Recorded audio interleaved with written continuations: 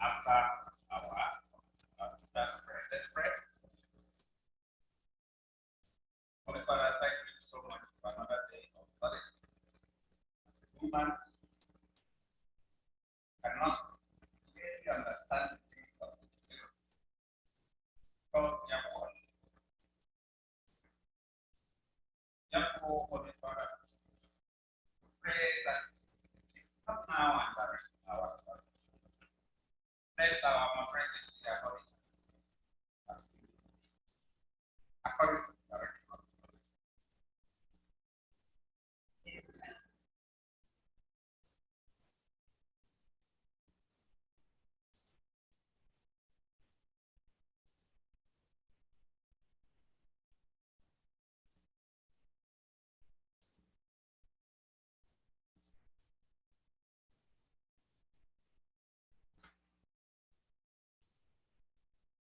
Happy Sabbath.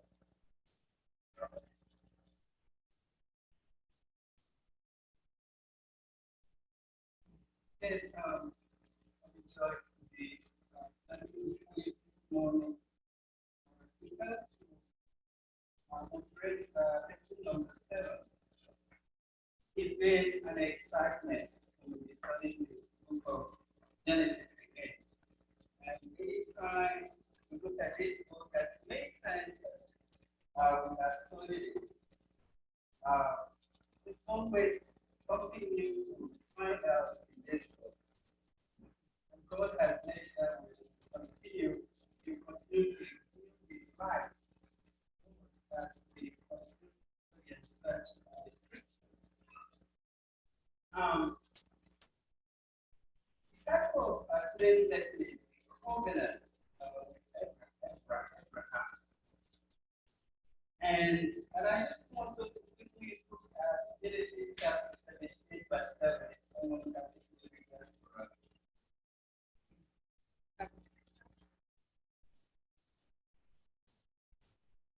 And I will establish my covenant between me and you and your offspring after you throughout their generation for an everlasting covenant to be God to you and to your offspring after you. Amen. I will establish my covenant with you. When it's everlasting, what is the everlasting covenant? What's the other kind of the covenant? Ebi. From here to here, operation, isn't it? I need a destination. From creation to where? To the end of the world. To the end of the world. Or to the end of the 1,000 years. Huh? Everlasting covenant is still on. Right? Okay, to the end of the 1,000 years. Because that's when this whole world will be cleaned out and destroyed. And then we have an entire new war. So we're looking at the beginning of great controversy to the end of great controversy. And that will be after the end, after the righteous have lived in one, the 1,000 years. And when they come down, that's actually the end of the great controversy. So from the beginning of great controversy to the end of great controversy, that is an everlasting covenant. So when you look at this, are we actually involved here? How are we involved? Are involved, right? Yeah. At least in that space of time, we can find ourselves. This is not just a covenant for the Jews, but a covenant that involves us and involves the entire time, the entire human being on this earth. So the destruction of the devil and the angels. So this covenant will involve so many people in the entire time. So let's think in those terms as we study today. That is a time. That is a covenant that is really huge, and we should continue to think in those terms as we study today.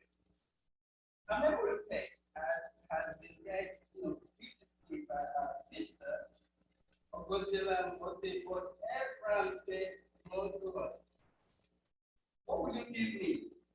I go child. And the heir of my house is Eliezer of Damascus. Eliezer of Damascus, I would say, is an adopted child of family. So he was the one that is supposed to inherit everything that Abraham had. So this is the other one that is asking God now, what is here for me? The only question I have is the answer. But in the course of the lesson, we'll find out exactly what God told us. But we have a very sensitive lesson study today. We will find laughter and we will find crying. We will also see cajoling. We will see all kinds of things in this lesson. And I think the writing of the message has done it in such a way so that we will know that this is about us. Everything we see in this lesson today concerns us. In one way or in many ways, we are running for what Abraham did. Abraham was a human being like us. There is really no difference today if you really want to think about it. Abraham was just like us. So the writers of this message brought in all these sensitivities and emotions and things that will go to the frailty of the human race. The things we cannot complete. And God has made us in such a way for a reason. That's the reason why He gives you and don't give the other. That's the reason why He left Sarah for a long time before she got pregnant. So whatever condition you are in today, God knows about the condition, and God has already done it. So if you don't have it, that's where God knows. Predicament. And remember that when we want something, not loud enough.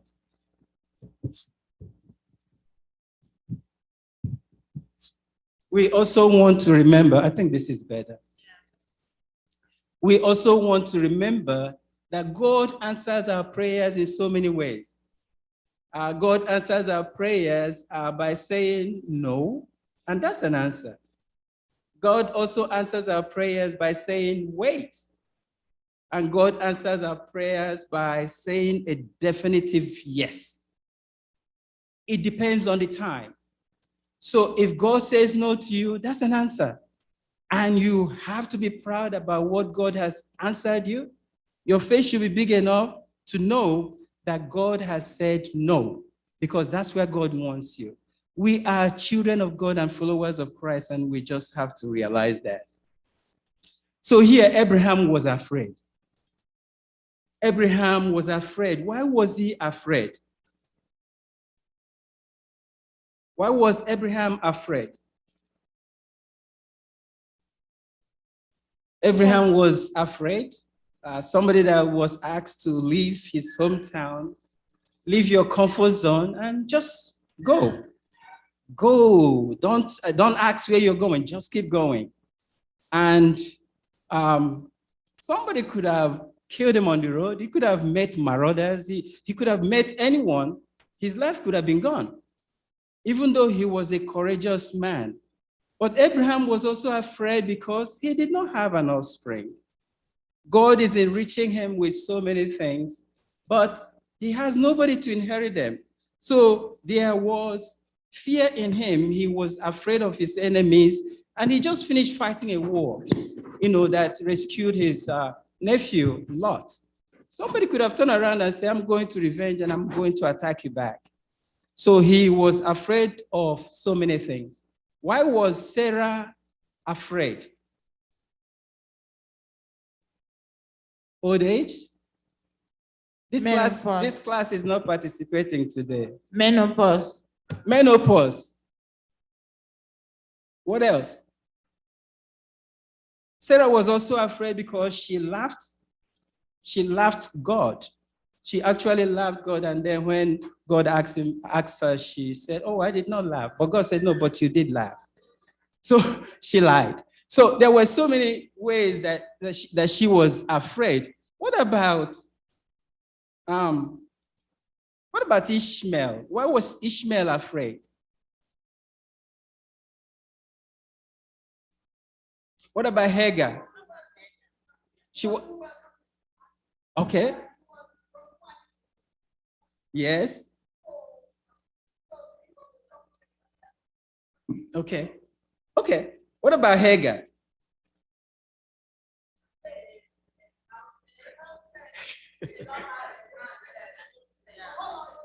Okay. So very good. We know that all the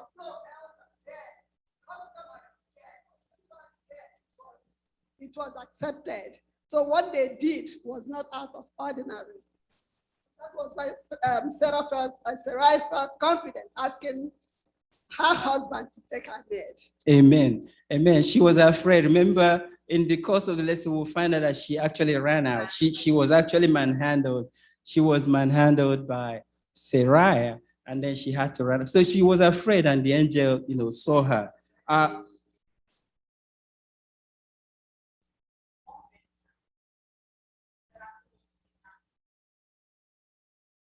Exactly. So Not in my house. So you see all those sensitivities in this lesson, and that is just to tell us that they were as frail as we are. We are human beings made, and we are not God. So we have our frailties, and it applies to us every time and every day. So whatever your condition is, that's God. That's what God knows, and we just have to be proud that God is looking out for us. So that's the introduction of the lesson. On Sunday, we have faith of Abraham. Faith of Abraham. And I want us to read the book of Genesis chapter 15. I will read up to verse 7.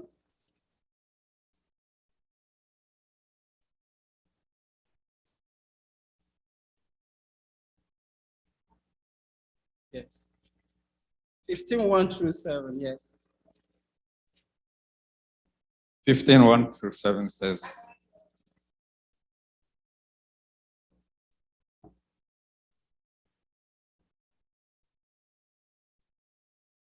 after these times, the word of the Lord came to Abraham in a vision. Fear not, Abraham. Abraham, I am your shield. Your reward shall be very great. But Abraham said, O Lord God, what will you give me? For I continue childish, and the heir of my house is in the Eliezer of Damascus. And Abraham said, behold, you have gained me no offspring, and a member of my household will be my heir. And behold, the word of God came to him. This man shall not be your heir. Your very own son shall be your heir. And he brought me outside and said, look towards heaven and number the star. If you are able to number them, then you said to him, so shall your offsprings be. And he believed the Lord, and he counted it to him as righteousness. And he said to him, I am the Lord who brought you out from Ur of the Chaldeans to give you this land to possess. Amen. Thank you. So we're looking at chapter 15. After these things, Abraham just, like we studied last week, Abraham went to a war and came back, and then, did his tithing on his way. So he comes back after saving his nephew. But there is this fear that we've already established that he was afraid of. But the Lord appears to him in verse 15, telling him not to be afraid in a vision, saying, "Do not be afraid, Abraham, for I am your shield, your exceeding great reward." The Lord is saying, "Do not be afraid, I am your shield, I am your protector, and I am your exceeding great reward."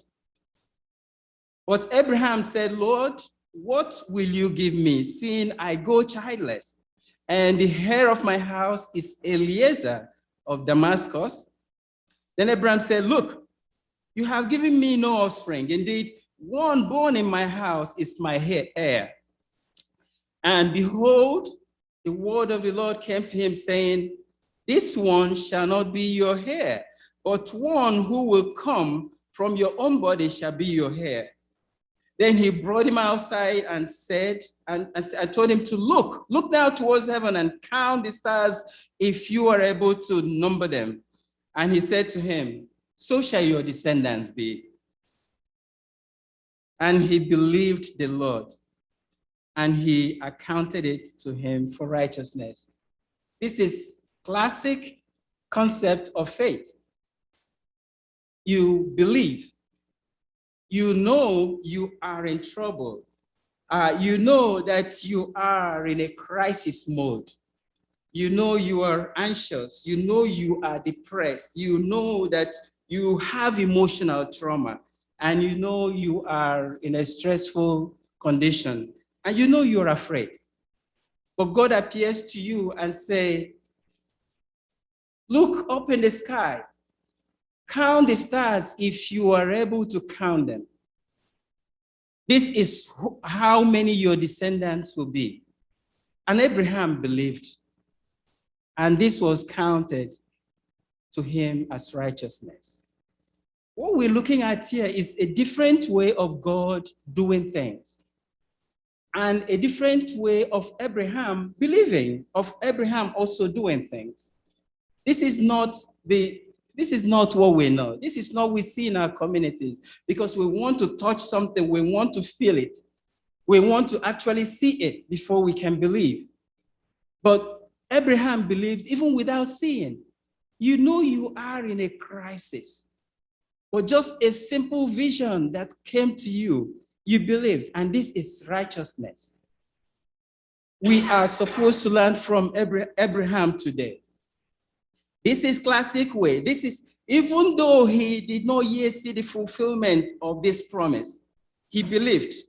Faith is actually a demonstration, is demonstrated in the moments of crisis. Abraham is in crisis, and then you can really measure his faith. This is the right time for you and I today. The right time that we can really gauge and see where we are with our worship and where God is with us is in the times of crisis. How do we do when crisis strikes? Is it a time that we can be weighed? Is it a time that we can weigh anything? That is a time that Abraham was weighed, and Christ, God counted it to him as righteousness. So let's learn from Abraham today. Continue to be steadfast and continue to be there, because the Lord is watching us to see what our endurance will be. Are we able to endure till the end? And then when we endure to the end, we will inherit the eternal kingdom that has been prepared for us. Yeah, teacher, what I can get from this area is that the moment when we are down, totally down, confused, God can still appear at that moment to us. He can still meet us right there in the pit where we are. The problem is, are we going to recognize that God has appeared to us? What are the things that can block our ears, our mind from discerning that, yes, God has appeared to me? And also, another opportunity is that we can use that opportunity to table our complaints to God, just as Abraham did. So, this is Abraham, and this is us. Moving the line, and get lock inside the house. and say, no, I don't need visitor, I don't need anybody. Let me just stay. But this lesson is telling us God can still appear in those low moments of our lives and lift us up. Thank you. And I think that after Abraham,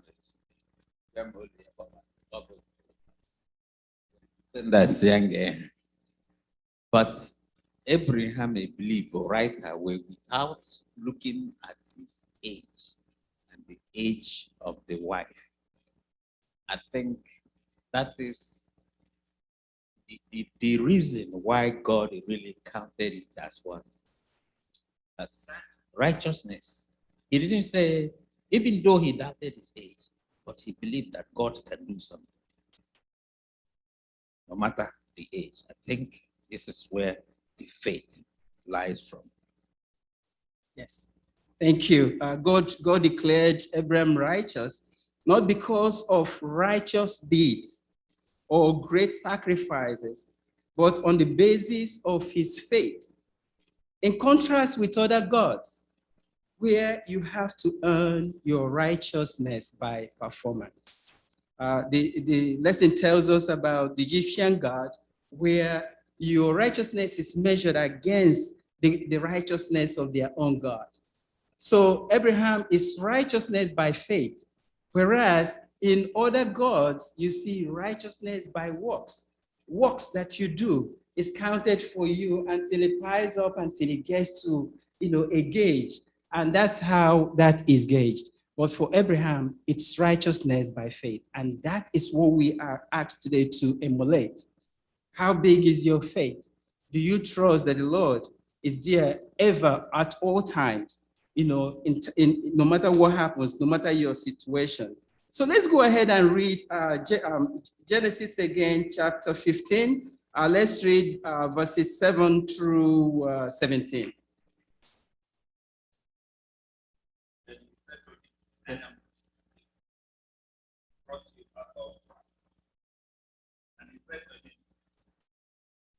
And he said to him, I am the Lord who brought you out of Ur of the Chaldeans to give you this land to inherit it. And he said, Lord God, how shall I know that I will inherit it? So he said to him, bring me a 3-year-old heifer, a 3-year-old female goat, a 3-year-old ram, turtle dove, and a young pigeon. Then he brought all these to him and cut them in two, down to the middle, and placed each piece opposite the other, but he did not cut the bird in two. And when the vultures came down on the carcass, Abraham drove them away. Now then the sun was going down, a deep sleep fell upon Abraham, and behold, horror and great darkness fell upon him. Then he said to Abraham, know certainly that your descendants will be strangers in a land that is not theirs, and will serve them, and they will afflict them 400 years. And also the nation whom they serve, I will judge. Afterward, they shall come out with the great possessions. Now, as for you, you shall go to your fathers in peace. You shall be buried at a good age. But in the 4th generation, they shall return here, for the iniquity of the Amorites is not yet complete. 17. And it came to pass when the sun went down and it was dark, that behold, there appeared a smoking oven and burning torch that passed between those pieces. Thank you. That's basically the covenant. We see the covenant, and then we see the ratification of that covenant. It's like in those olden days that they would do a covenant, and two people will come in, whatever ceremony that has to be done. But in this case, God gives Abraham, the instruction to collect pieces of animals, to collect animals, and then slice them into two, and then place them alongside each other. The birds were not cut. So in this way, this is just a way of ratifying this covenant. And God is saying, this is what we have to do. And the significance of what's going on here is that the animals are sliced into two. And then what it actually means here is that if I fail my part of this covenant, let what happened to these animals happen to me. So if I fail, if I'm the one that's failing in this covenant, may I also be cut into two and put aside. So God and Abraham is ratifying this covenant. In those days, as young people in elementary school or a high school, you will see two people, paint themselves and then put their blood, they drink it. It's a way of doing a covenant and ratifying it. And both of them drinks from it, which is all nonsense, but which is, somebody say rubbish. But today, it's a way, what we're seeing here, the Bible is stating is a way of ratifying that covenant. Like lawyers will write, a covenant, and then this one sign, and it becomes a legal document. So in this case, God is giving instruction.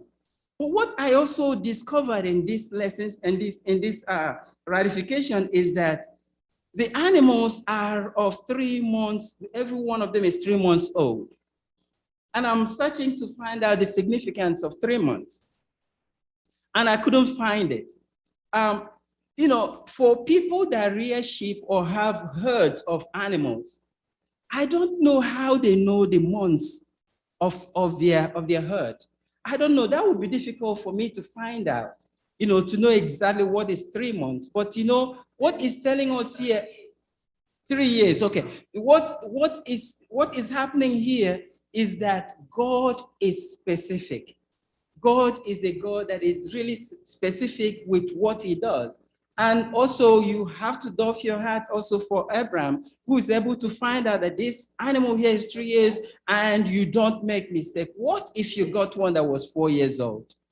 So here God is specific about this sacrifice and the ratification of this covenant. So that is so important for us to know. The significance that I've said is all just a cultural practice of the time, that two parties, would have to do this. And if one breaks this covenant, may what happened to these animals also happen to me.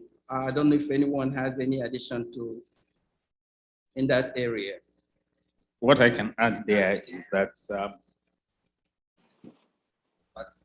Abraham didn't do anything much with this ratification. It is only God.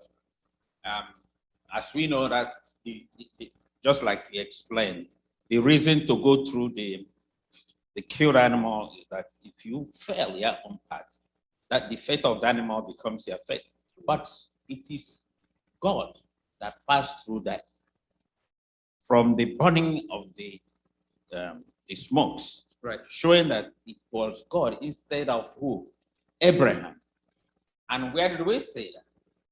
Yes, as humans, we failed our own part of bargain, but who died for it? Christ. That's the significance of that. Very good. Thank you for bringing that in here. The burning oven that went and consumed and passed through those things. So actually the burning oven, light or fire, actually represents the presence of God. So God, instead of Abraham passing through it, God actually made him to fall into a deep sleep.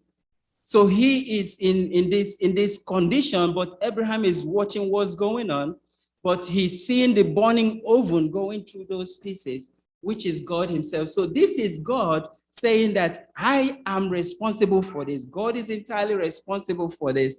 And Abraham did not even have a role to play in this, other than just watch the consuming fire consume the sacrifices. So that's yes, go ahead. Listen, me kwaratani matala. Anumanu awe buru. That sacrificial system. Lord, we may point to the death of Christ. Yes. On one elu obe n'ihi mmehie anyị. Yes. So that anyị amarala ọ dịghị anyị na-emeghitela aka anyị. Nothing like self-righteousness or salvation by works. It's all by the grace of God. Thank you so much. That's important. Humans are saved by grace, the gift of God's righteousness symbolized by these sacrifices. And that is in our lesson today. Thank you, David. So that takes us to Monday, unless if we have any other contributions here on Sunday. But if there's none, Monday lesson is Abraham's doubt. Abraham's doubt, and our lesson today covers actually 4 chapters. So I'm trying to race to make sure that we get to each little detail in our lesson study today. So let's look at Genesis chapter 16, verses 1 through 4.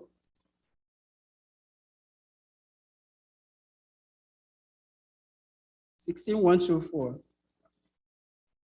Now Sarah, Abram's wife, had borne him no children, and she had an Egyptian maid servant, whose name was Hagar. So Sarai said to Abram, "See now, the Lord has restrained me from bearing children. Please go into my maid. Perhaps I shall obtain children by her." And Abram heeded the voice of Sarah. Then Sarah, Abram's wife, took Hagar, her maid, the Egyptian, and gave her to her husband Abram to be his wife, after Abram had dwelt 10 years in the land of Canaan. So he went into Hagar, and she conceived. And when she saw that she has conceived, her mistress became despised in her eyes. Thank you. You just hope that things will continue to go the way they are going. But then the human part of Abraham and Sarai is coming out, and we can see them now doubting. Why is it always a mistake to try to work for God, try to help God, trying to do things for God? So we see here the human part of this family and the doubting. Abraham, who has been visited by God, has been blessed, has been covenanted with God. And now we see the human part of him coming out. And we can also see that this is the exact picture of what we saw in the Garden of Eden. The devil going through Eve, and then Adam being passive to everything, falls the same time that his wife is falling. And in this case also, we see Abraham also being passive, and his passivity also helped both of them to fall. Yes, they are advanced in age. Yes, there is fear. There is this trepidation of what's going to happen tomorrow. But how I wish we will continue to see that they stood firm. But what is also telling us here is that they were human beings. Just like us today, we can fall and then we can get up and then we can move on, asking the Lord to continue to lead us. Here, Sarai is now suggesting that since this promise, who knows if God wants to give us this child, this multitude of stars that we saw, that Abraham was shown in heaven, who knows if it's going to be through Ishmael that the family will be blessed. Why don't you take my handmaid and then go into her and then bore a child, through him, through her. And of course, Abraham accepted, and that happened. And we know that when we start working for the Lord, when we start helping the Lord, we know how much trouble that will bring to us, and how much trouble that we will eventually face in our world today. We can see the result of that practice, the result of what happened today, that we see today in the Arab world and the Jews, what is going on. And it has now affected the whole world because that is the descendant of Ishmael and the Jews are the descendants of Isaac. And I just wish things can continue the way they are and then we keep on to the faith. But what I also saw from this lesson is that God does not reject his children. God accepts all children. And because we see in this lesson that God actually blessed Hagar and blessed Ishmael and promised that he was going to make him the father of many nations. But he said that his descendants would be wild. They would try to affect the other people, and these people would try to, and that's exactly what's happening in our world today. Wild generation, but he blessed them. So it's surprising to me that in those instances, when these plans were going on, that God was silent. God did not intervene. God did not ask Sarah, say, what are you bringing on? We make mistakes in our lives. And sometimes, instead of us calling on God and asking God for permission and say, God, what I'm doing now, is it what I should be doing? Should I really go this route? Is it what you want me to do? But most times we are quiet. And God is also silent because God wants to give us that moral decision that he has created us as moral beings, that we are able to make the right choices. So God is silent and the mistake is made. And then the repercussions are for us to see. Yes, Elder Matthew. And that's just where with story of Adam, we know that. Now, that of Abraham. Was Abraham trying to satisfy his wife by just accepting that? I mean, he could have said no. Why is that? Adam, why you could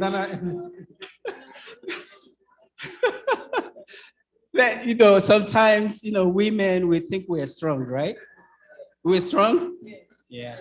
And we are very passive, and the woman is actually strong. So we are the weaker sex. So we might pretend we are strong. When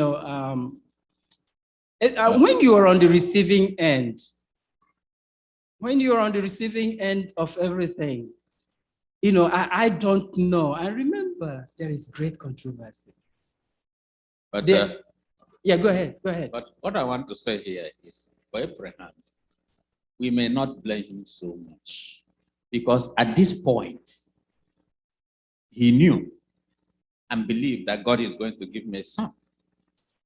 But the problem here is how, not if. At this point, he has not been told that that son must come from the wife. And during that time, that's what they called it. If you can't have a child, maybe your wife will have a child. That was the culture, but it's not. Another thing we have to know that culture doesn't always go in line with what God wants. All we have to do is to ask God, what do you want from this situation? But during that time, it has not been made clear that that child must come from there. I beg to differ. Somebody wants to. Yeah.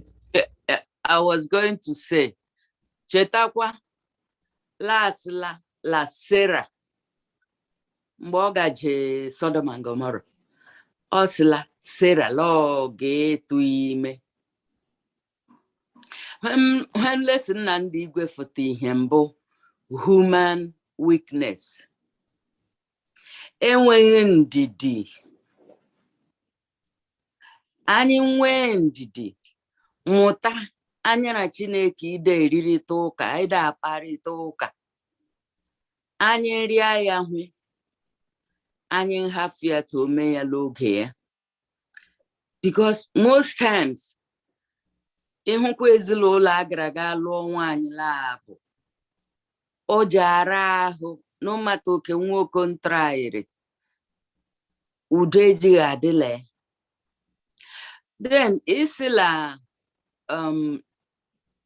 Abraham ndera week chetakwa that nwaanyị nwe ụlọ ọ ga-like udo ndị ma udo adịghị ma yara nwaanyị adịghịla mma ogwe ya ga-ịṅụ mmiri ka o tikpola elu. So that was a way of making peace. Abịala onye na-enweghị okwukwe really ka ya nkacha njọ ka ịfụta ihe ọ bụ Sarai enwe ọfụ enwewa ma ntakala wele abụ nchịrị ọchị mgbe a gwara ya n'ihi afọwo kama o mefụghị taa Chineke nje awụ mmasịla ahụ emere ụma mma ọ dị kara anyị ma anyị jisie ike dị enwe ndidi nkacha mma. Okay, thank you so much. So we go to chapter 17, the signs of Abrahamic covenant. Before we go there, Yes. I just want to say something in the message that was given to Haggai that says, return and submit to your mistress. Right. Is there anything we can learn from that? Or the high when it came out from now, because all the Indian concerned, I'm home a Bible still maybe that she was mistreated. I basically return. Why wouldn't they allow them to be separated to Donde? I see her to return and submit to your mistress. Well, the complaint was first to Abraham. Abraham acquires here that deal with her. She is your handmaid. Because she's your handmaid, deal with her the way you want to deal with her. And then it was too harsh for Hagar, and she ran away. And then the angel of the Lord visited her and met her and said, Sarai, Hagar, this handmaid of Sarai, what are you doing here? Where are you going? The angel identified who she was and where she lives and where she should go back to. Go back to her and submit. She despised her Sarah. She despised Sarah. So that's what she did. Because you have now gone into Abraham, does not change your condition. Your status is the same. So you should still be under your what do I call her? Or your madam. You should still be under your madam. So that's exactly what happened. But people become very entitled. If you go to polygamous families and a young wife gets pregnant, she's now entitled.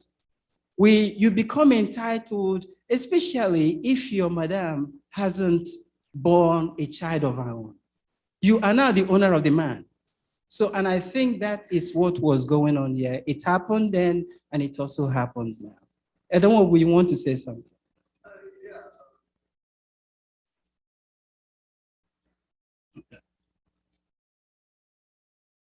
People because I'm that the real Kamana what the lack body is like I'm a woman. Of as Jofia. All right, and like you the very this in India were both for Abraham and Sarah.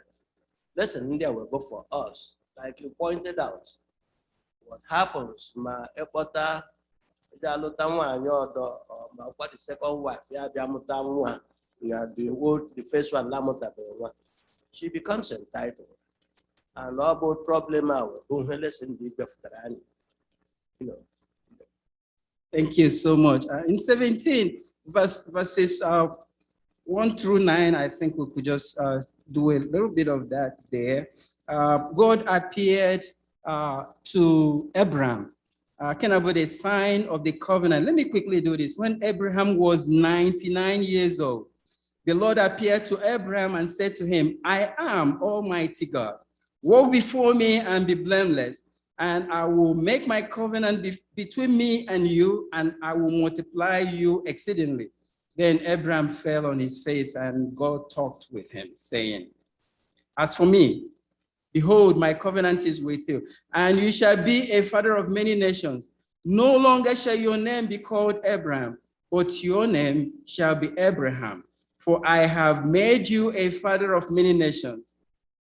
I will make you exceedingly fruitful, and I will make nations of you, and kings shall come from you. 7, I will establish my covenant between me and you and your descendants after you in their generations for an everlasting covenant to be God to you and your descendants after you. And this is why we took this passage early, knowing that this is an everlasting covenant. It's not something that is just remote. It's not something that is localized, but an everlasting covenant. So God again is appearing before Abraham, changing his name. He also changed the name of Sarai to Sarah. So she's now the princess of the whole world. And Abraham now is the father of all nations, which actually now incorporates all the whole world and incorporates every generation from the beginning of the great controversy up to the end of the great controversy. So this is what I'm going to do. And what is the sign of that covenant? We see that God now instructed him to have all the male children in his household, and even those that live in his house, to be circumcised. And just thinking about this, and I think Ishmael at this time is like about 14 years old. But remember that Abraham has about 318 soldiers. And these are male people living in his house, and every other maid or every servant that was in his house, everyone was going to be circumcised. What is the significance? We are looking at this, and it says the change of their names into Abraham and Sarah refer to the future. Abraham means father of many nations, and Sarah means the princess for everyone. In parallel, but not without some irony, the name of Isaac, he will laugh. Am I going ahead of me here? So we look at the names change, which is now incorporating everyone. Yeah, that's the sign of the covenant. So we look at the Isaac, and we look at the names that now has incorporation of the whole world. But let's look at the circumcision, meaning that has, the meaning of circumcision has been long discussed by scholars, as our pamphlet says, but because the rite of circumcision involves shedding of blood, in Exodus chapter 4, verse 25, it could be understood in the context of sacrifice, signifying that righteousness was imputed to him. And we're also asked to compare Romans chapter 4, verse 11. It's also significant that this covenant signified by circumcision is described in terms that point back to the first messianic prophecy. The parallel between these texts suggests that God's promise to Abraham concerns more than just the physical birth of people. It contains the spiritual promise of salvation for all the peoples of the earth and the promise of everlasting covenant. So basically, the significance of this covenant here. So we look at the future, and eternal future is contained in the change of their names, as we have read, and we see their name change, and we see that of Abraham, and we see that of Sarah. And we also see the name of Isaac, who we will be discussing on Wednesday, that his name actually means he will laugh. And this is in connection with Sarah actually laughing when the angels visited them, saying that she will have a child. So that brings us to Wednesday. I'm trying to run here. The son of the promise. So let's look at chapter 18, 1 through 7. If someone can read that.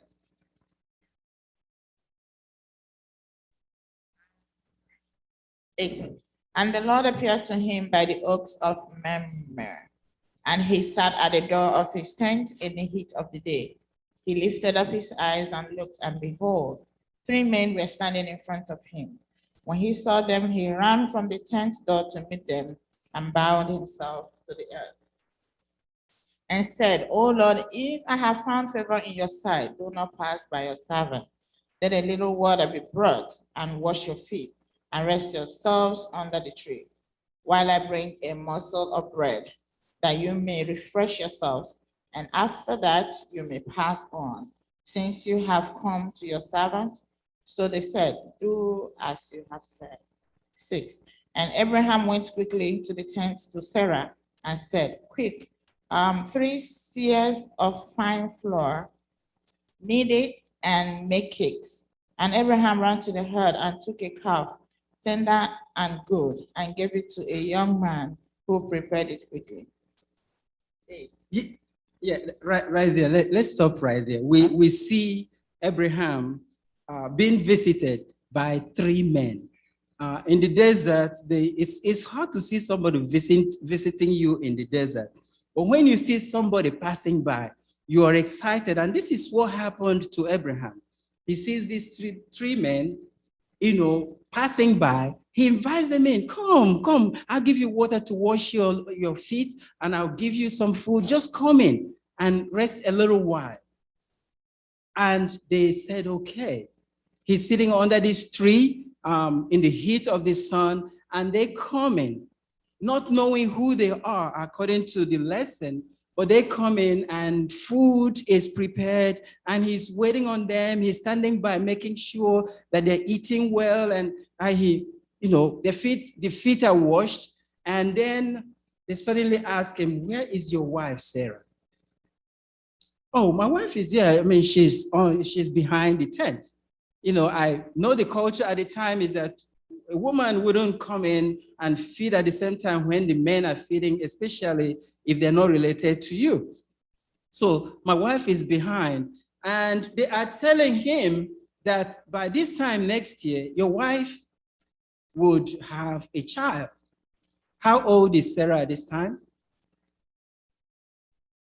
90 years old. So her biological clock has stopped. I'm not sure she's menstruating anymore. No, so at that age, no woman is still fertile, no eggs, nothing is happening like that. So, and you look around the community, no woman around your age is having a child, and Sarah laughs. They say she laughed in herself. And the Lord is asking Abraham, why is Sarah laughing? And then Sarah, of course she lied about it. Oh, I did not laugh, but he said, no, you laughed.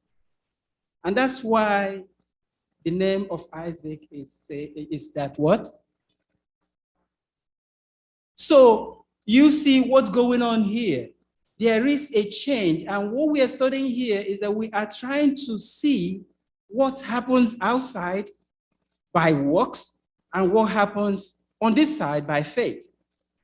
Abraham waited these years, he's 100 years old. He's had a child that's 14 years old, but not from his body, according to the scriptures. So now, this is the time. And they believed it, and they went away. The angels are also en route to Sodom, where there is an issue. The Lord has come down to see if the iniquity that they hear about, the loud cry that they hear about in Sodom, is actually true. So they are here to investigate. So this happens, Christ is tarrying a little bit with Abraham, But the two angels have now moved up to Sodom to see what's going on in Sodom. And there is this conversation between Christ and Abraham and said, you've told me what's happening, because God said, it won't be nice if I did not tell Abraham what is going to happen in Sodom. And he's told him what's going to happen. And Abraham now is interceding for 50 people. He's interceding for 30. He's interceding for 20. And he came down to even 10. But if there are 10 people, would you still destroy Sodom and Gomorrah? He said, if I see 10 people, I will spare the city. Just 10 people. And it would be nice for the Lord to look in us today and make sure that we have 10 people amongst us. And I'm hoping we have more than 10 that the Lord can vouch for. The day that this building was being dedicated, somebody called me on the side and said, Chigo, I think there is somebody that the Lord is using in this church. There is somebody that is making a real connection, because people were surprised that we were able to get a building. How things worked, it was like clockwork, and people couldn't believe that we will get a completed building that is furnished. So the Lord has been with us. If you are the one that the Lord is visiting, and I ask you to keep on the faith. May the Lord continue to bless you. Let's keep on linking ourselves with the Lord.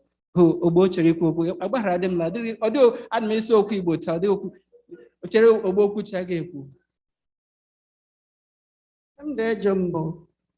Asịla Abraham anọfọla akụkụ ụzọ bụ mmadụ atọ bịatanụ nabatawala obi ọma agara wee gwa Sera okwu ya gwara wee hie o ji dị mma anyị hụ obi anyị emesa ihu. Amen.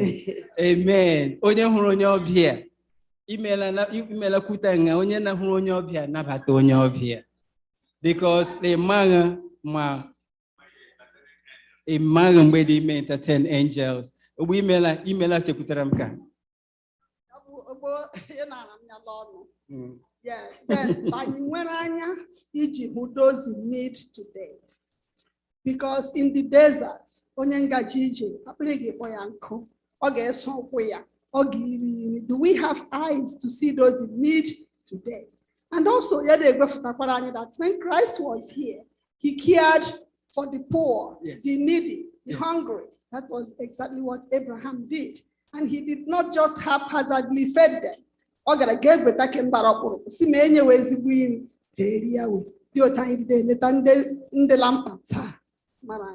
Amen. Amen.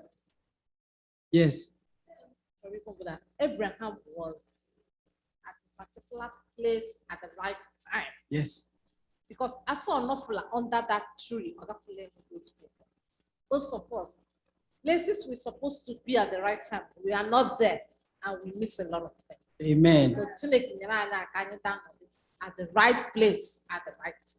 And I believe, Rome, that if the Lord wants to use you, he will put you in the right place at the right time.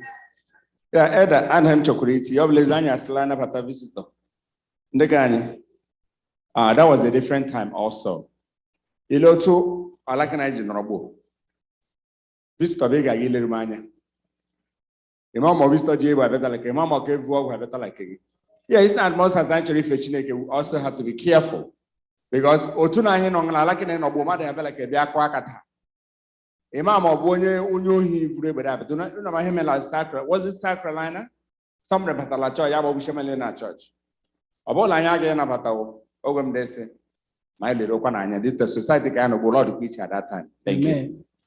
Thank you for Eda Matthew, Nedeka, Abraham Longwea was cautious. Abraham had a tent, but he kept them under the tree. Of a safety measure.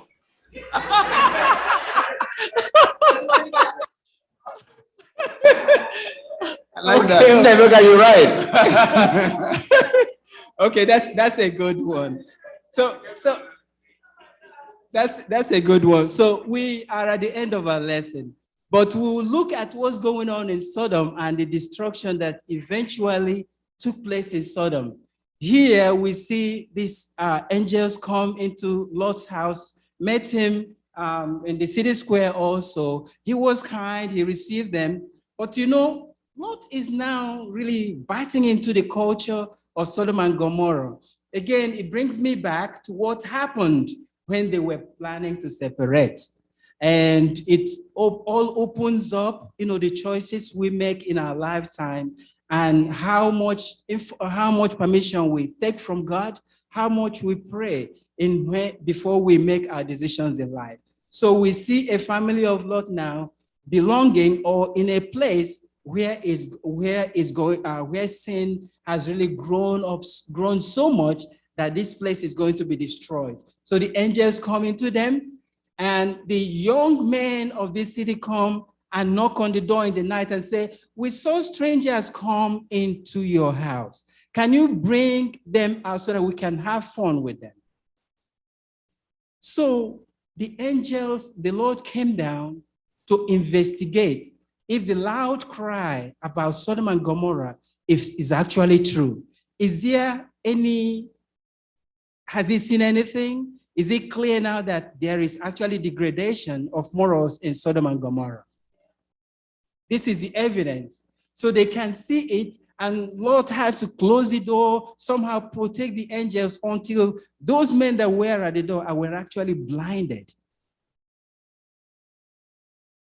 They were told to hurry out, hurry out, hurry out. The next day, they were actually dragged out. Lot, his wife, and the two daughters. And because they already written into the city, this is what their life right now. And the question we'll ask ourselves is, where is all the possession? Where is all the cow? Where is the herd? Where is everything that actually caused problem between him and Abraham? So they were rushed out to go to the mountain, but they prayed to go to another city, and that's where they went. But eventually they were in the mountain. But Lot's wife looked back to see the city, beloved, apartment that she has, and we know that she turned to a pillar of salt. But the lessons we have to learn here today is, what possessions do we have? What is it that is holding us back? What is it that will keep us from inheriting the kingdom of God? May the Lord prevent those things from the burden, keeping us back. But we will continue to look forward so that the kingdom of God will be our inheritance. Amen. Onye ozizi ewele iwe, I'm Okagala. I'm chọrọ igwefutala that portion of the lesson mbụ, when the bekele ji akpọ desensitization. Ndị anyara wo ndị ịkpa ebe anyị mbi has to do so much with the desensitization with sin. Ibiele Lot ebe ahụ ọ gara Sodom and Gomorrah. Mmehie ọdịfọ asọba mmehie oyi ahụ. O meela compromise. Yere ola abadela gwakata. Lee hụ ọ sara ndị mbịarabe isiwo ya wara ndị mmụọ ozi nwe merikọta. Lekwa na ụmụ m laa amaghị nwoke ngwa gbere wonu kọmụka unu ga-egakwuru ndị ọbịa m. Ndị ka anyị mkpachara anya la ndị anyara wo ndị imerikọta. Mgbe ụfọdụ ndị ka anyị ọ dị onye mbara politiks tee ngaga agbanwe we ya agadobe politicians ibe ya agbanwe ya. Ọ kafụkwagala ya mbụ onye sabat ya ga-ada eme anya n'ọnụ n'ihi na ndụ ka ya ga-aka ke ndị sabat njọ. Ta anyị mkpakara anya ma obe anyị mbi ma ndị anyara wo ndị ịkpa, so that we don't become desensitized with sin. Ya ga-abụ ọrịa owere ahụ n'aha Jizọs. Amen. Ebe Jesus blessed, ebudo ya neruari. Aga mama na kachasị mma mbembosera. Ebe mara mma, ebe bibia manye. Nikwele ekwebu bundi meriri ụwa aga mara n'ala kachasị mma emlosiri ọlụ. Thank you so much, Elder Berry. We pray that the Lord will continue to be with you and bless your ministry in Jesus' name. Amen. It is now time for our sabbatical expense offering. Anya mara ha anyị leje ma ọ bụ eme ya akara akpa support us about school. And I'm saying as you do that, pray that the Lord Almighty will bless you in Jesus' name. Amen. We have different giving platforms. If you can project it, please, can you do so? Thank you so much. Ibu Chukwu onye dị mma, Ibu Chukwu onye dị ike, Chineke dị nsọ ịdị ebube. Ebere gị n'ebe anyị nọ, amara gị n'ebe anyị nọ, ya ka anyị ji na-asị Ibu Chimo, ịdị ebube. Oh,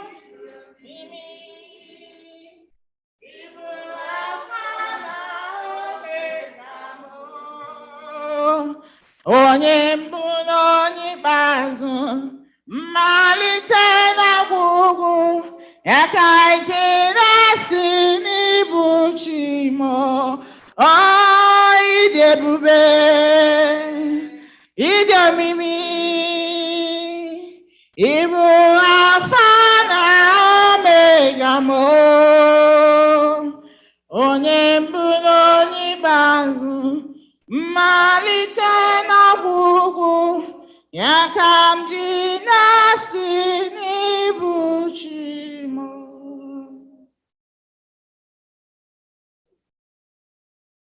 Let's see, are you on the line for the closing remark?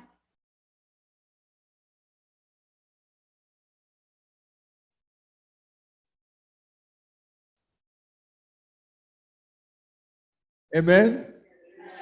What an interesting lesson, I'm going to tell. Really, we couldn't finish it. The young people behind me, they were also discussing the lesson. They were startled in some parts of the lesson. And I believe we are also going to look at it some other time. Lesson 9 hidden there, it has so many parts. But one surprising thing, Mbo, why is it that these faithful people, ekwere nkwa, wachi ọchị? Look at it today. Mgbe mmadụ gwara ihe truthfully, in confidence, ga ụdị ọchị ọ bụ ụdị ọchị gịnị? Eche m na ọchị ka ndị iche.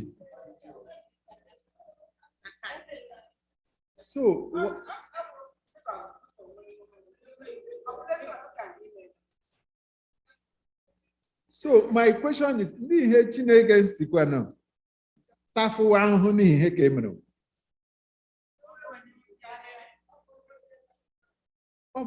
I looked at it that way, Mr. Chineke na dị egwu. Ọ bụrụ mmadụ dị ka anyị, esi ịchọ ihe gị ime, ebe m gwara, ọ gaghị nweta ihe ka ọdọ for doing that.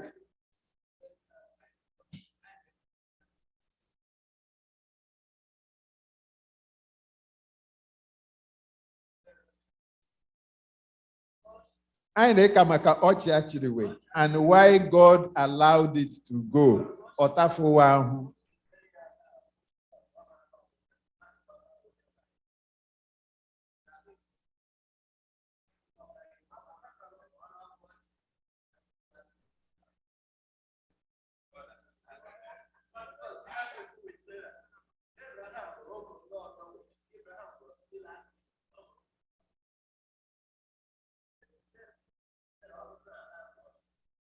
So our God, I don't know if I take something.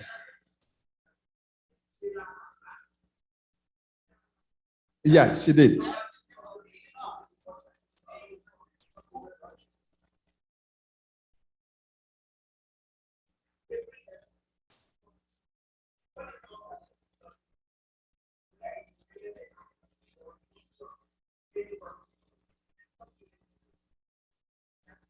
Right. Yeah. Chineke anyị dị ebube. O mere ihe ndị ike ka anyị na-ehụzụ anya, and we are going to learn a lot of lessons. Lesson anyị. Onye nwe anyị gọzie anyị as we continue to study. Both our people who are online and those who are here, may the Lord continue to bless us as we exercise our faith in Him. He's ready and able, and that's our King, our Master. Thank you so much. Amen. It is time to close the Sabbath school. Now may we arise as we sing SDA 167. SDA 167. Let's rise. Hallelujah, sing to Jesus. He's the scepter, he's the throne. Hallelujah, sing to Jesus. He's the scepter, he's the throne. Hallelujah, he's the triumph, he's the victory alone. By the songs of peaceful Zion tongue, the light of mighty flood, Jesus out of every nation has redeemed us by his blood.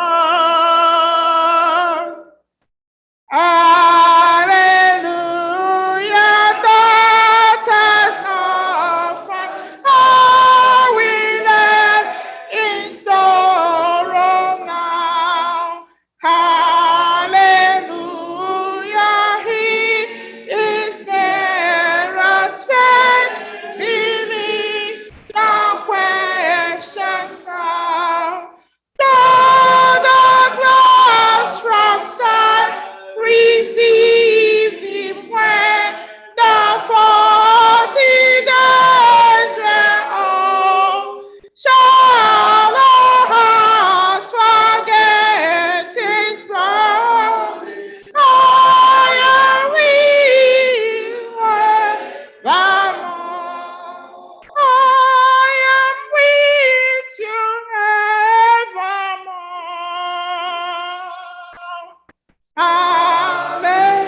Hallelujah. Bread of angels, Lord of air, of food of stay. Hallelujah. Hear the sinful plea to thee from day to day. Intercessor, friend of sinners, and Redeemer, plead for me. Where the sons of all the sinners sleep across the crystal sea.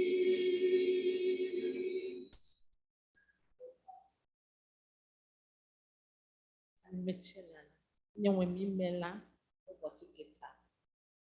Akụkọ Abraham bụ eziri anyị a lot of things in this life. Mgbe ụfọdụ anyị chọrọ inyere Chineke aka emeghe n'okwele anyị nkwa, o jikwa na-aga ka ọma. Ọ ka mma ka anyị dị enwe ndidi chere oge Chineke. O ziri anyị that adịghị anyị na-emente n'aka anyị, about that by grace we are saved. That grace nyenwe m na-ebere tuju anyị aka.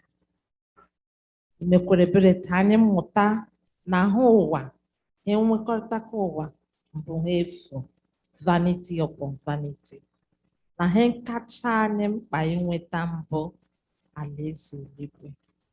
Onyenwe m biko na-ebere ka anyị nọkwasa ebe ha ọma iduwala anyị na alaeze eluigwe, otu anyị ga-eme inherit in life.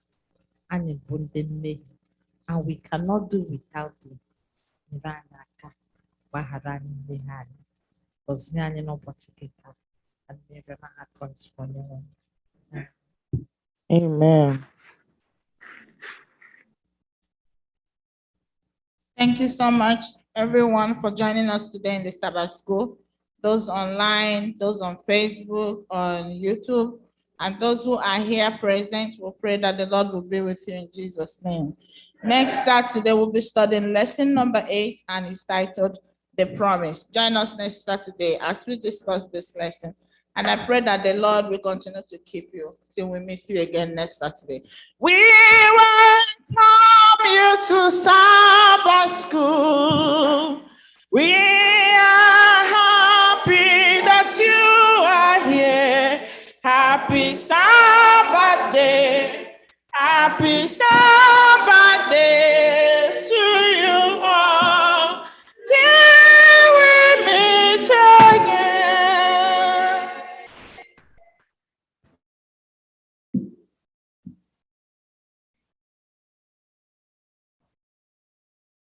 Happy Sabbath, church.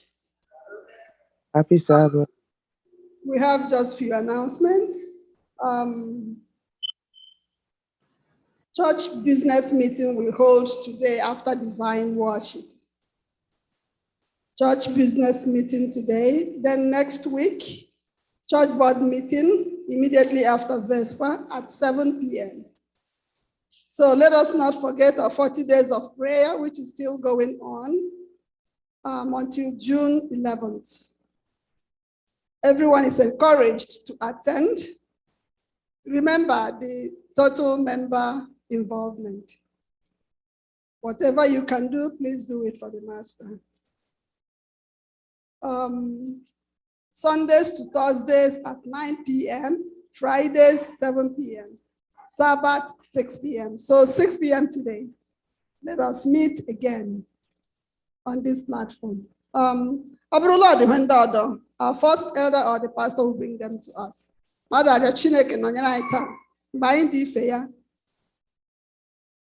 Men's ministries meeting will hold on May 29th. Brother Maxwell O'Hara will be the host. In his house. Okay, Umuokuna Asilunu Ngega Ebola Brother Max. Onye wine no nyana na Jesus. Onye wine no na Jesus. Amen.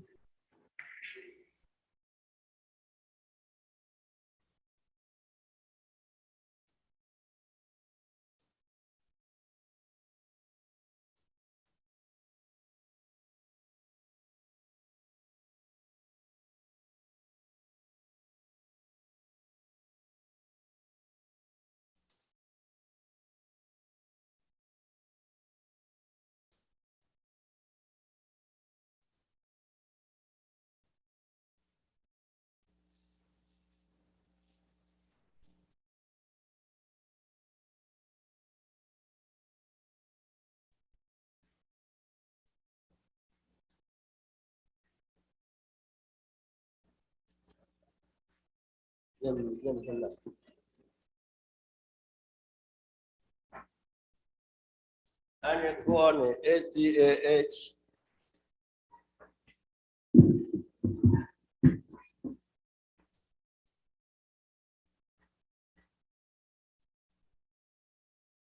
SDA 167.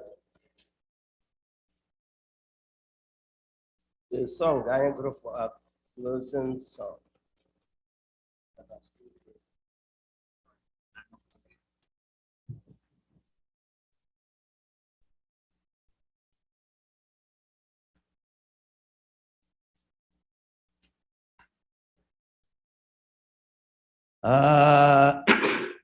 Hallelujah, he's the scepter.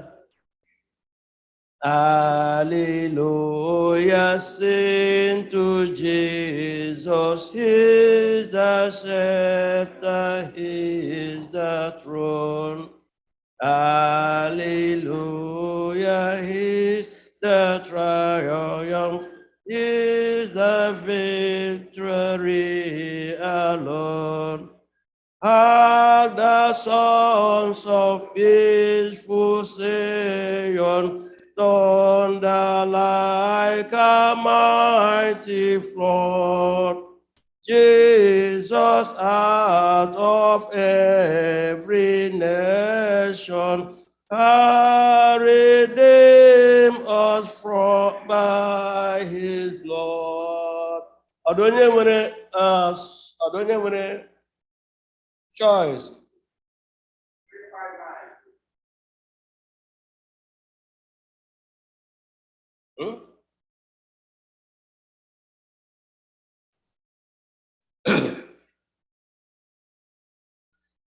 Hallelujah, not as often are we left in sorrow now. Hallelujah,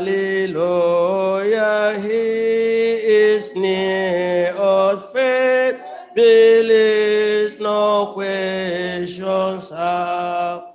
Though the cloud from sight received in when the 40 days were o'er, shall our heart forget his promise?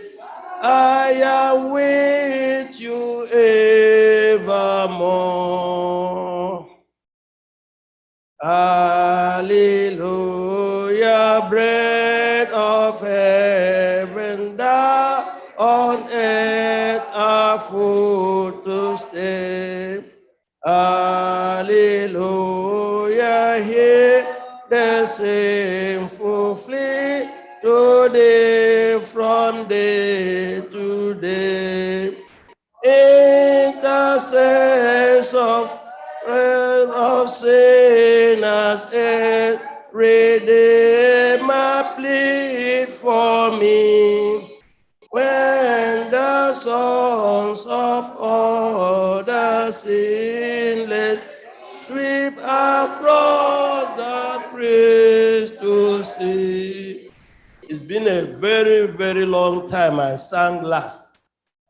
So my voice might not be as what you expect.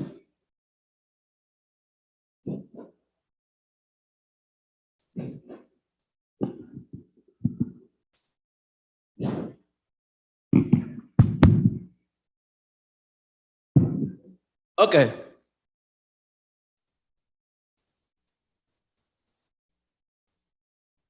Aka ngozi unamanuria. Aka ngozi Jehovah dị n'arụ anyị. Aka ngozi Jehovah dị n'ahụ unu. Do you have God's blessings all around you?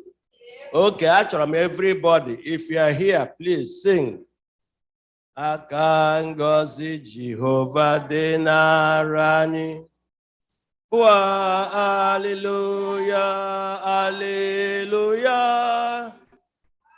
Hallelujah, hallelujah.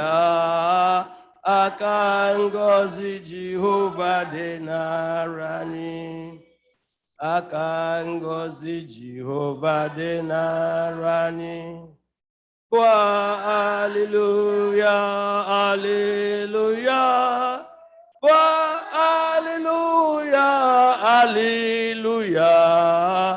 Aka ngozi Jehovah dị n'arụ anyị. Now I want a choice from anybody.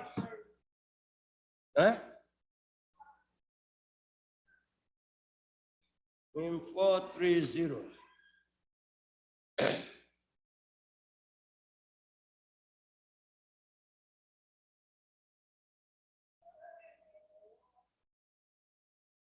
Okay. Oh, there be joy when the work is done. Ready, go. Oh, there be joy when the work is done.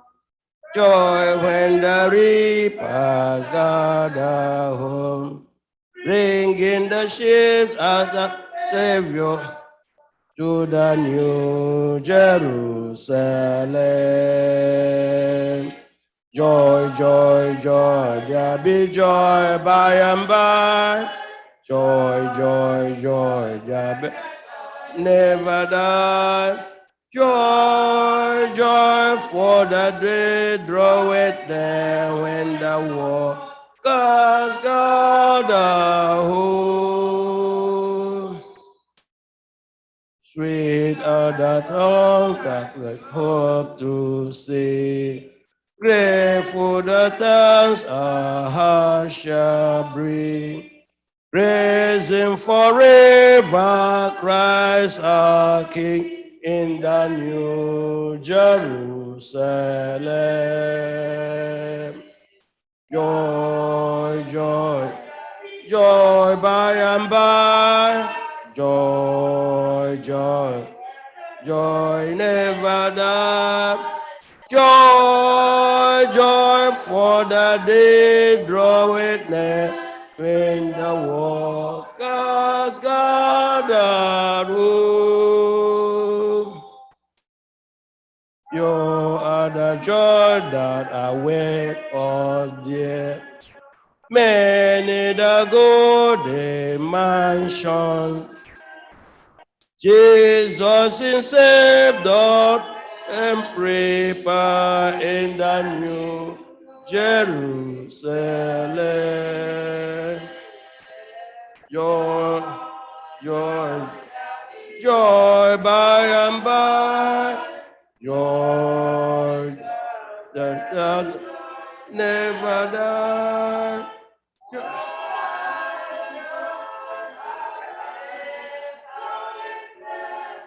In the walk as God. Hymn 82. Hymn 82. Hymn SDA 82.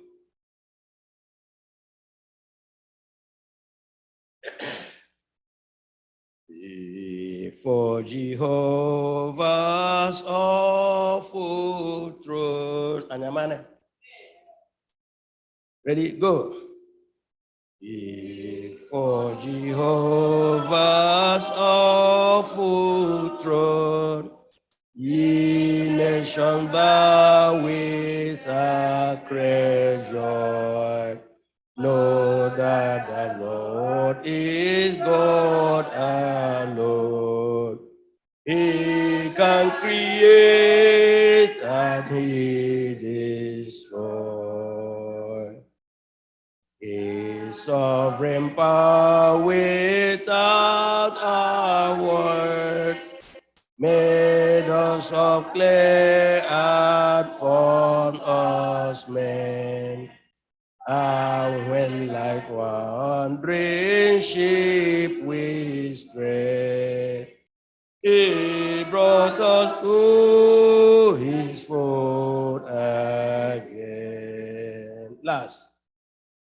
Wide as the world is his command, vast as eternity his love, firm as a rock his truth shall stand. When ruling saints shall cease to rule. 83. Worship the King of glorious abode. We know that? Ready? Go. Oh, worship the King of glorious above. Oh, gratefully sing his wonderful our shed and defender, the ancient of days. Beyond his splendor and gathered with praise. Oh, tell of his might, oh, sing of his praise, whose robe is the light, whose card of his faith His chariot of rubber did on the platform, and dark in his path on the wings of the storm. Thy bountiful care, what all can recite, a breeze in the air, it shines in the light. It streams from the hills, it descends to the plain, and swiftly distills in the dew and the rain. Fair children of dust and fabulous frail, indeed do we trust and find it to fair. The mercies how tender, how firm to the end. Amen. God defend, Redeemer, our friend.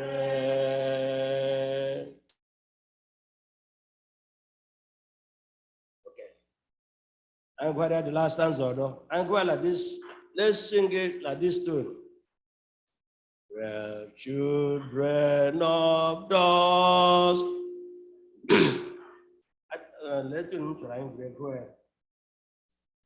The children of dust and fabulous. You know, man?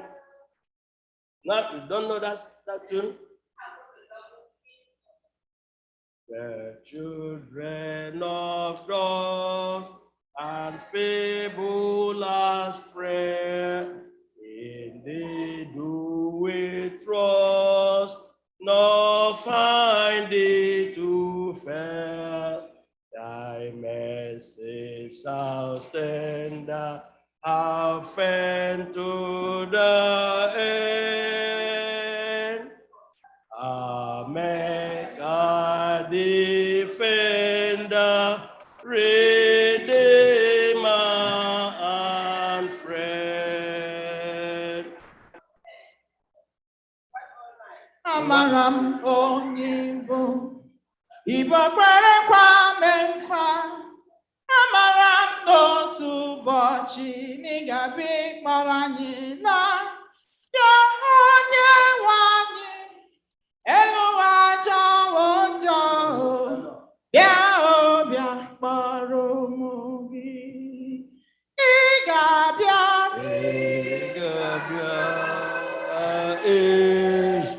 Jesus, Igabia, Iporande,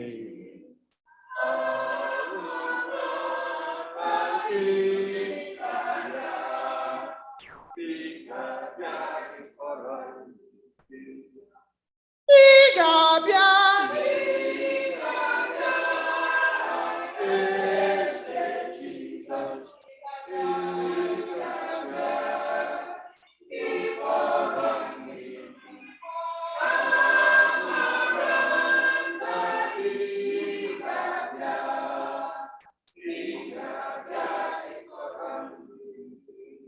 Anyị hụrụ ahụhụ n'ime n'ụwa nka, anyị na-ele anya gị, onye nzọpụta anyị. I kwere anyị nkwa na ị ga-abịa ịkpọrọ ndị gị laa. Eze bịa.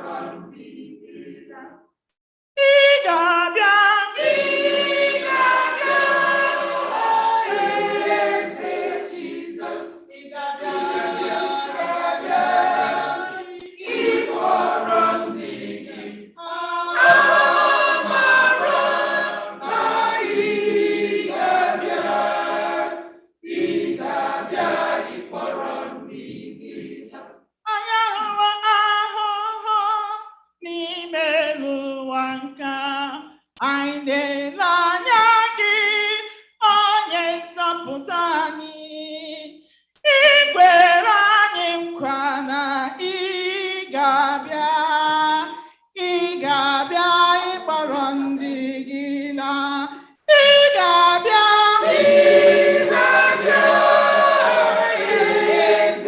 Jesus, Igabia, Igabia, Ibarondina, Amaranda, Igabia, Igabia, Ibarondina, Anu wajawanja, Igabia, Ibarondina, Umugine nanyagi, Igabia, Ibarondina, Ayidome nanyagi, Igabia, Ibarondina, Yabia, Barondigi, Igabia, Jesus, Igabia,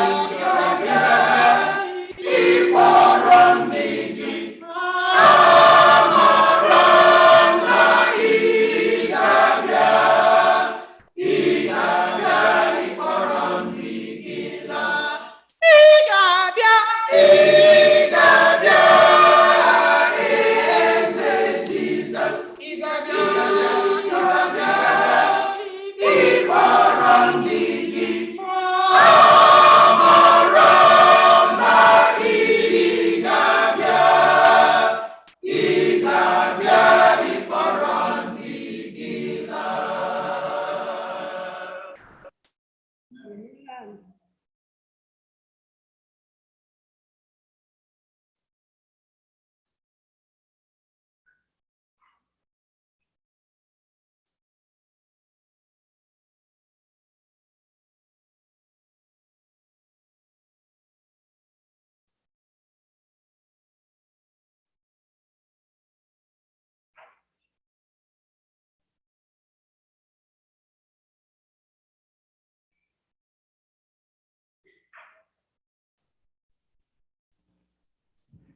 Happy Sabbath, everyone. Let's get seated, right?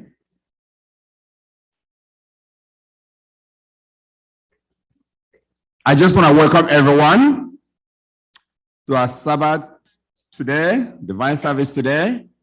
I'm quite sure we have a lot of people also who logged on the Zoom, on the WhatsApp, and a lot of us that are present here. I want to take this time to welcome all of you. And it is my prayer that God will be with us today, guide us today, protect us today in our worship as well. This is our prayer today in the mighty name of Jesus we ask. Amen.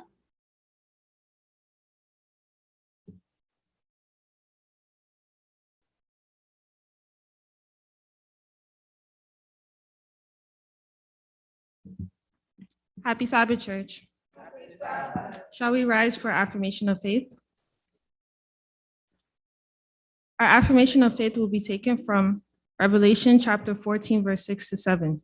And it says, "Then I saw another angel flying in the midst of heaven, having the everlasting gospel to preach to those who dwell on the earth, to every nation, tribe, tongue, and people, saying with a loud voice, 'Fear God and give glory to him, for the hour of his judgment has come, and worship him who made heaven and earth, the sea, and springs of water.'" Amen. Amen. Our call to worship will be taken from Psalms chapter 33, verse 20-2. And it reads, "Our soul waits for the Lord. He is our help and our shield. For our heart shall rejoice in him, because we have trusted in his holy name. Let your mercy, O Lord, be upon us, just as we hope in you." Shall the Lord bless his reading in Jesus' name. Amen. There's a sweet, sweet spirit in this place, and I know there is the spirit of the Lord. There's a sweet expression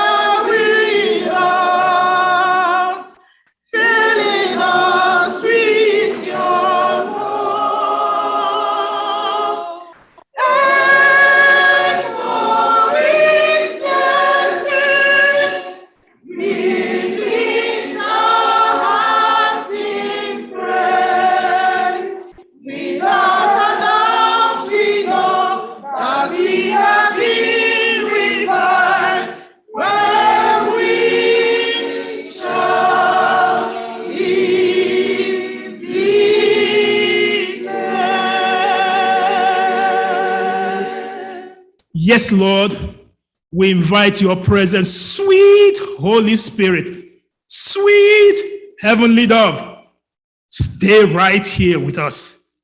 Fill us with your power, that when we will be leaving from here today and from our brethren online, wherever each one is, today we will say, yes, we have been filled, we have been revived when we have met with the Master today. May this be our portion. In Jesus' name we have prayed, and let everyone say, amen. Amen.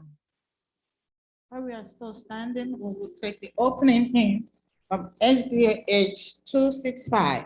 SDA 265, breathe on me, breath of God. Breathe on me, breath of God. Breathe on me, breath of God. Fill me with life anew.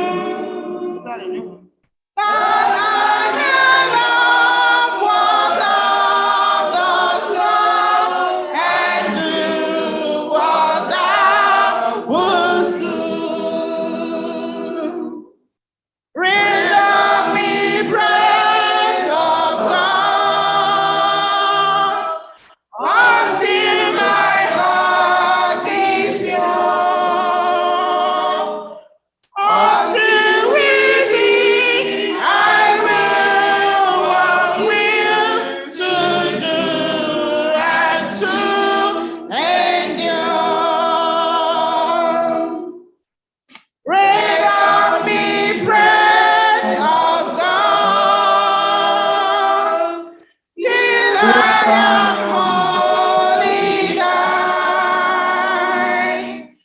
Until this earthly part of me goes free, thy fire divine.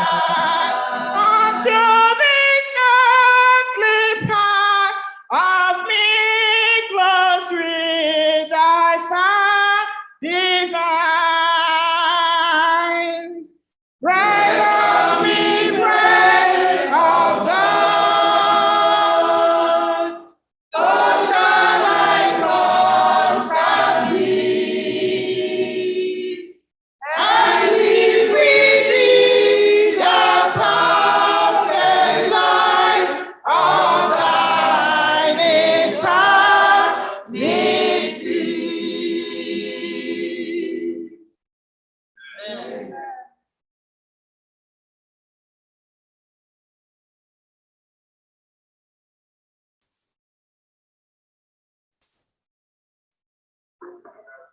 Happy Sabbath. Our Bible reading will be taken from 2 Timothy 2, verse 3 to 4. You therefore must endure hardship as a good soldier of Jesus Christ. No one engaged in warfare entangles himself with the affairs of this life, that he may please him who enlisted him as a soldier. May the Lord bless this reading in Jesus' name.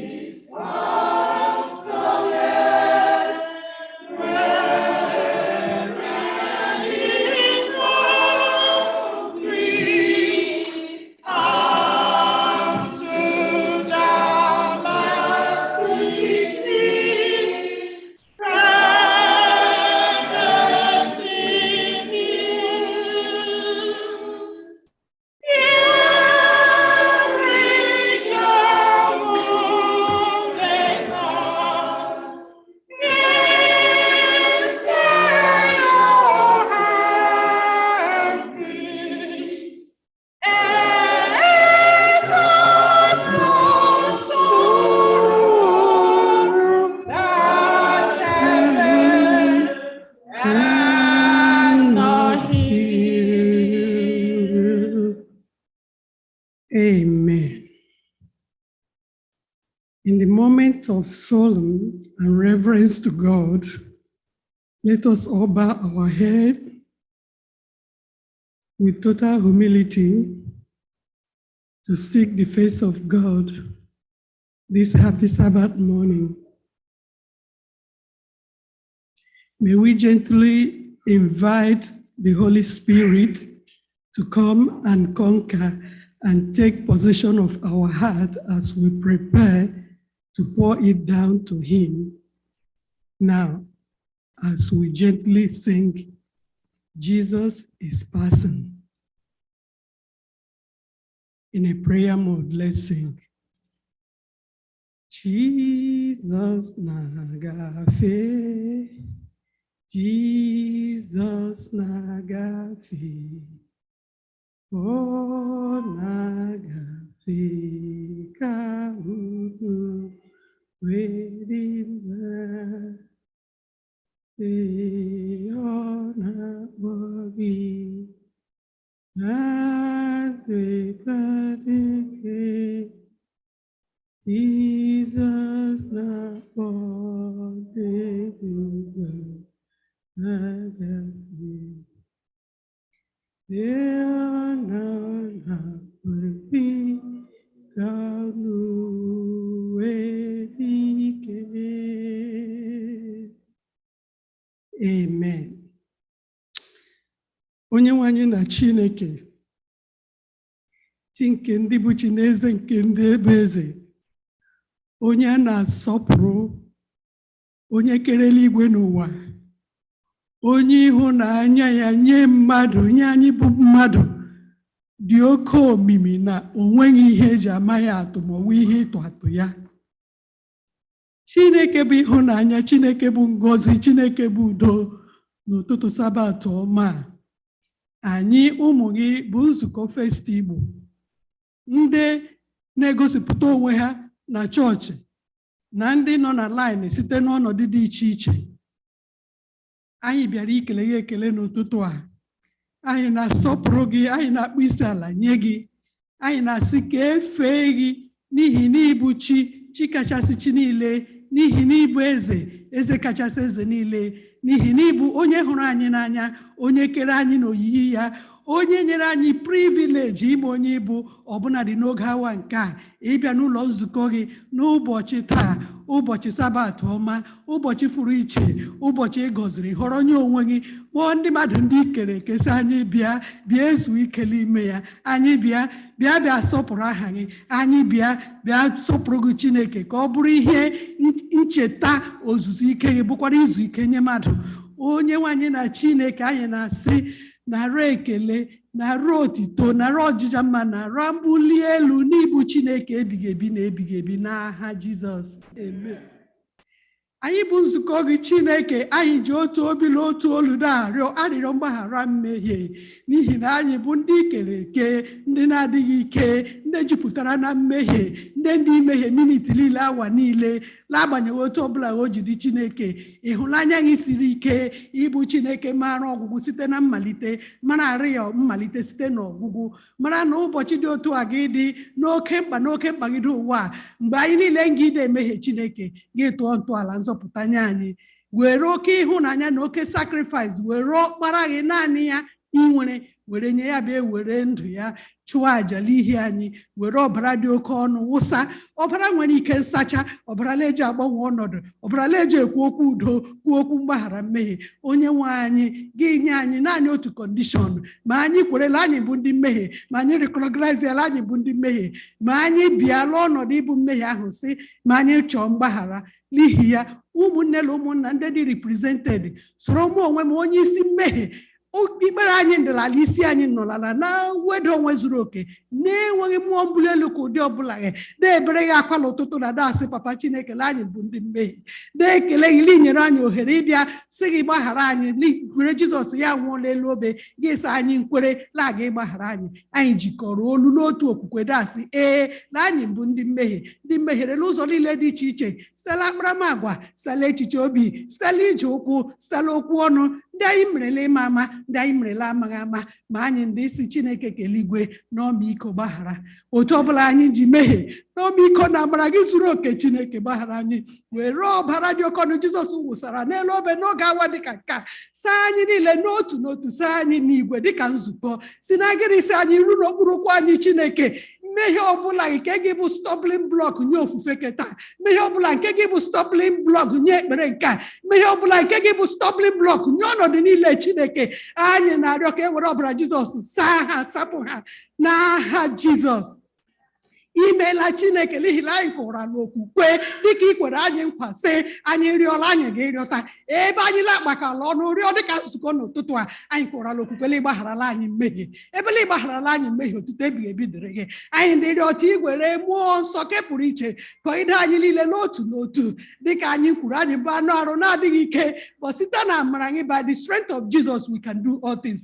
Iwe anyị ezi omume nke bụ ke Kraịst n'ụbọchị ndị a niile nke anyị dị nọ na 40 days na-achị iru gị ma n'ụbọchị keta iwe anyị ezi omume gị n'ihi na anyị eyitita ya laka anyị were mmụọ nsọ kwagide anyị tọọ guide ya anyị every thought every act everything anyị ga-ime tọọ bụrụ representation of Jesus Christ mbụ ha esi kpọọ anyị ndị Christian ndị na-eji emeju ka Jesus Christ anyị emetụta ya n'onwe anyị ma were mmụọ nsọ gị yiwe anyị dịka ịgbaghara anyị mmehie ka anyị ghara ikwecha amị mgbe ekpere na ala akwụkwọ otu anyị nụ ma anyị ihe nga na gbu olita ka anyị nwee progressive improvement in our relationship with you in living a sin-free life. Chineke ọ dị anyị mkpa okwu ukwuu ọ bụ anyị si darịọ gị n'ụtụtụ na ka ọ bụrụ ihe nketa onye ọbụla nke dị represented under this roof at the sound of my voice ma ọ bụ ma nọwela line wo ma nọwe in person ka ọ bụrụ ihe nketa anyị ịgbagharala anyị mmehie karịsịa were mmụọ nsọ yiwe anyị to guide us to prepare us to live a better life in preparation ichere ọbịbịa gị Chineke biko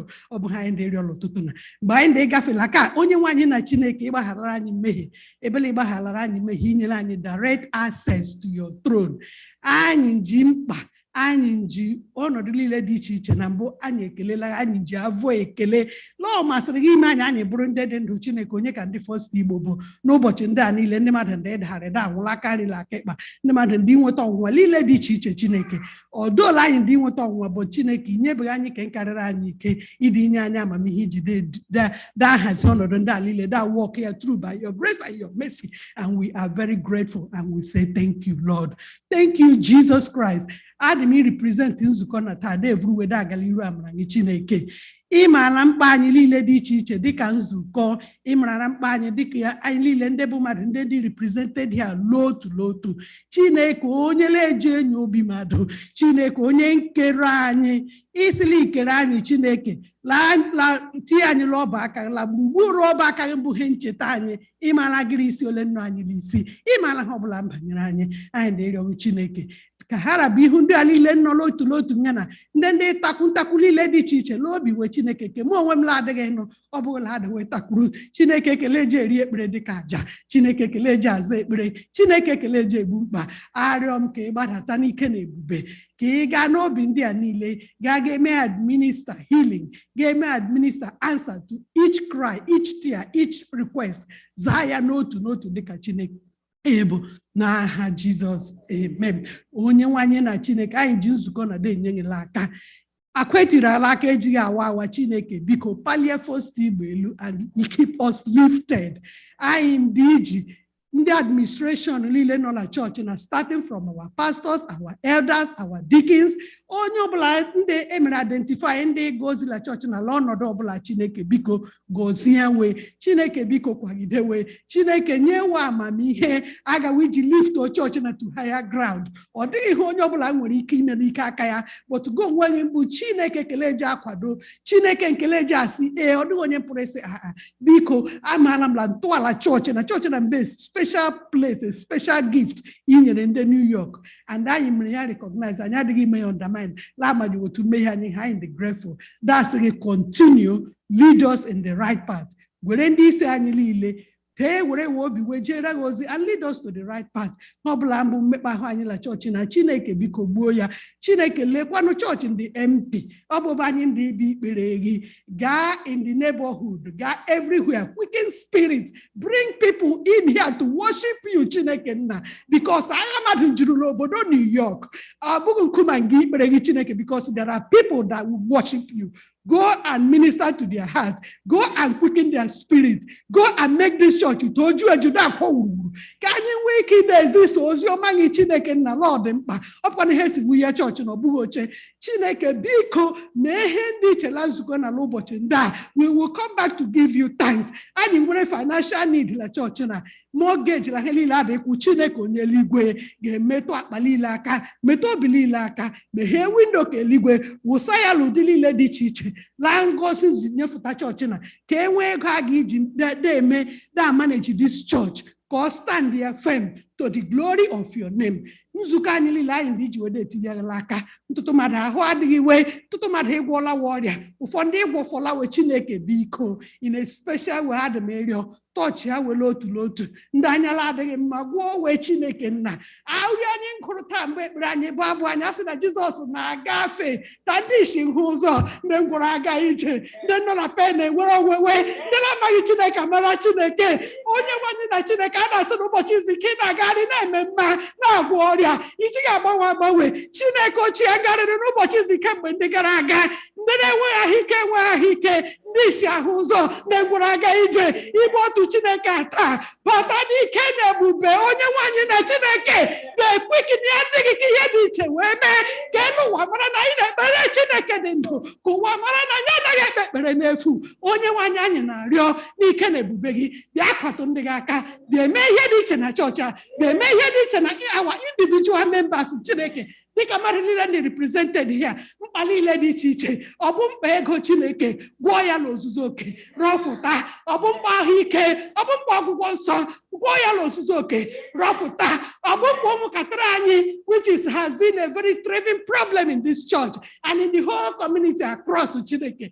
Even I ike, environment in decay, social influence and the more powerful. But one thing I know, already powerful than you, that God is man is of time lose or Chineke, Gabum Betro will again hair, only one you like Chineke. Each children, every Patrangana dedicate here, every Patrayala hanging, Nalan and Nebali, there are a lot of limitations here, Chineke, but Odege barrier and Kagi Chineke. Therefore, break those barriers and reach those children and bring them back. Bring them back. Identify them. Mobile school, Ebobulano. We mark it goes in something in the different. As well Catherine the festival in that Adventist.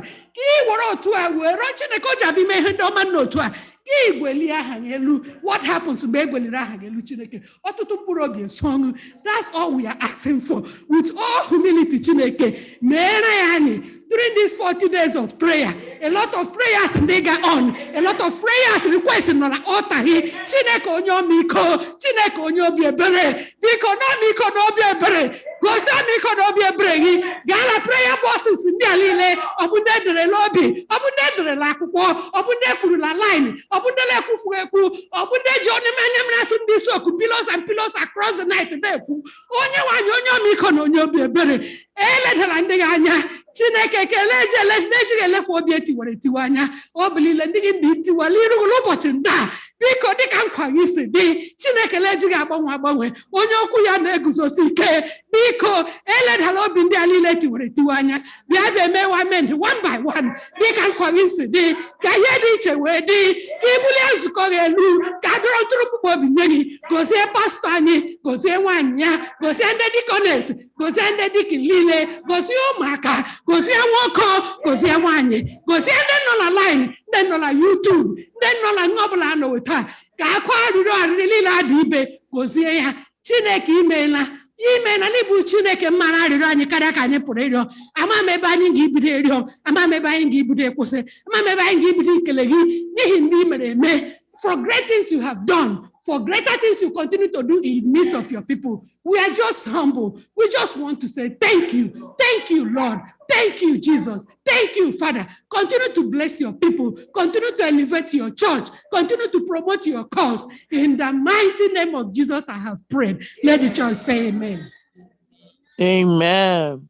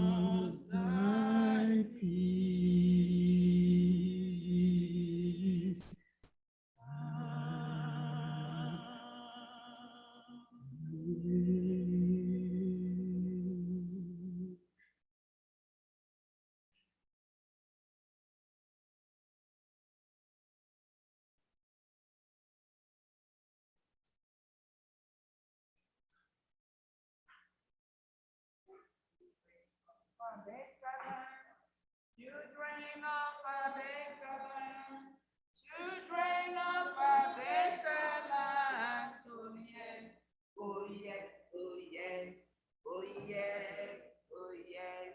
We are children of our excellence, children of our excellence, children of our excellence, oh yes, oh yes, oh yes, oh yes, oh yes. Anyị bụ ụmụnta nke ala ọma ahụ, ụmụnta nke ala ọma ahụ, ụmụnta nke ala ọma ahụ. Ewo, ewo, ewo, ewo, ewo. Happy Sabbath, boys and girls. Happy Sabbath, boys and girls. Happy Sabbath. Happy Sabbath, mommies and daddies. Happy Sabbath. How was your week? Thank God, okay. All right. I think we have them online too. Okay, this morning, our topic says water crisis. Water crisis. Water crisis. You know when somebody says water crisis, okay, water crisis? Water crisis. Shortage of water. Shortage of water. No, not flood. Okay, who likes to drink water? Ome, are you sure? Who likes to take shower? Did you take shower huh? You took shower? All righty. Do you know when you take water, it nourishes you from inside and then outside? Because most part of our body is made of water. So when you take water, when you come back from school, you are thirsty. What do? You go take water. That's good. So water nourishes our body. You cannot stay for a long time, maybe like you can stay a day, 2 days, 3 days without water. You start doing what? Dehydrating. You start drying up. You see your lips chapped up and everything, so you need water. So there is this small town near the desert. You know where a desert, when somebody says it's going to the desert or gone to the desert, you know what it means? It's a dry land filled with sand, very, very dry. They don't have sparingly, they get very hot, very, very hot. And there was this small village in the city, in the desert, very small, you know. So they hardly get water. When it rains, everybody tries to fill up everything in the house, so that they don't get what?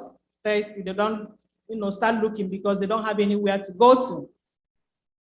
So in the village, that little town in the desert, there was a man named Simon. He had a well where you can go draw water. So the water never dried. It always has water. So Simon told everybody in the town, you come, I will give you water. If you are thirsty, come anyhow, come. So Simon was doing that and giving out, listen, I'll ask you a question. And he was there giving people water here and there. He never said no to anybody. While he was doing that, he had a son called Peter. So he taught Peter how to do what? Give out the water to people when they come. So one day, Simon and Peter were leaving the village to go to somewhere else. And they had somebody that helps them, like a maid or nanny, a maid in the house. So they told the maid, continue giving people water, don't say no to them until they come back. So when they left, the nanny's name was John. So John continued to give water like the master told him. So John said, oh, I'm giving you people water. You can't even say thank you. Remember, the water wasn't for who? John. He was asked to do what? To help. And he became the master. He said, if I give you this water, you have to do what? Say thank you. If you don't say thank you, you're not getting any more. You have to be appreciative. And then he started complaining, he started whining. Oh, you are so mean to me. You're not getting this water. You are mean to your son. You're not getting this water. You are mean to the animal. No more water for you. You are this. You don't give our people. You are a wicked person.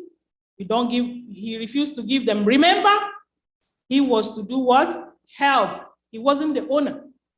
The owner and the son, I told you, went away to another village. So people started coming and started complaining and started crying because it's a desert a desert town. They don't even have water. The only place they had, somebody has been what? A barrier for them to get the water. All of us, we are the same. We do the same thing. We always try to be a barrier to somebody getting something. That's not good. So people were crying and yelling, oh, why will you do this, Peter? Can you give us water? He said, no, until you do what I said. Peter became the king on somebody else's stuff. So one day, people gathered and they were crying, begging him. He said, no. And somebody now appeared covered. And then Peter said, who are you? Why are you here? So he now unveiled himself. And who was the person that unveiled himself? The son of the owner of the well. And he said, Peter, why will you do this? And then he said, come, everybody starts, drawing water. And then the people that, gathered to get the water said, oh no, Peter will not get any water now because he was wicked to us. And the owner said, no, he too has to do what? Get water. You see, the owner did not pay Peter with what? Wickedness. What did he do? He said, you have to get what? Water equally like the other people. So, the love of God on us is like,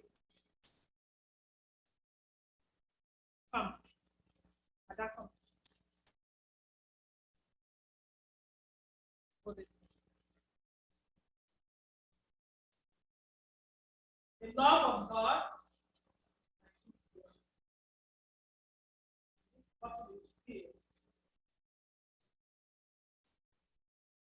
that is filled up.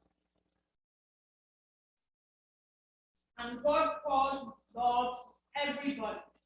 Whether you are wicked or you are not wicked, God pours his love to us.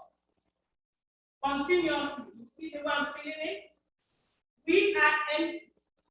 And the Lord continues to do what? Fill us with his love, with his kindness, with his mercy, and it does what? Overflows. You see how it's overflowing? That is the way the love of God overflows in our lives. He doesn't even say, oh, you are so mean, I'm not going to show my love to you. No. You are not an Adventist, I'm not showing my love to you. No. Oh, you are not a Christian, I'm not showing my love. No. God does what? Gives his love to everybody. You sleep, you know what happens when you're sleeping? You can say, you know? Okay. Nobody knows what happens when you are sleeping. God does what? Shows his love and protect you while you are doing what? Sleeping. And the air you breathe. Everybody breathes the air. Whether you are young, whether you are old, beautiful, and rich, and I don't know if they are poor, everybody does what? Gets the same amount of what? Love from God. So, that is what God wants us to do. To show love to what? Everybody. You don't have to segregate, oh, this is black, this is white, this is yellow. That's not what God wants. He wants us to do what? Love. Care, respect, honor. You know, don't say I'm richer than these people. You look down on them. That is not what God wants. So the love of God overflows. It pours on everybody. So that is what God wants us to do. So this week, as you end this week and continue next week, you promise me you will show love to people around you. You show respect to people around you. You help people around you. When you do that, you see that the Lord will always bless you. Don't tell me you are little. It starts when you are little.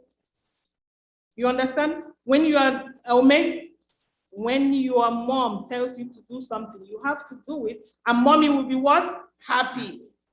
And when mommy is happy in the house, everybody is happy. When mommy is unhappy, the house is on fire. So you have to do what? Make mommy happy so that the house will be happy. There'll be peace in the house. So we continue to show love next week. Always, always, we have to show love so that the love of God will continue to do what? Overflow in our lives. May the Lord bless us in Jesus' name. Amen.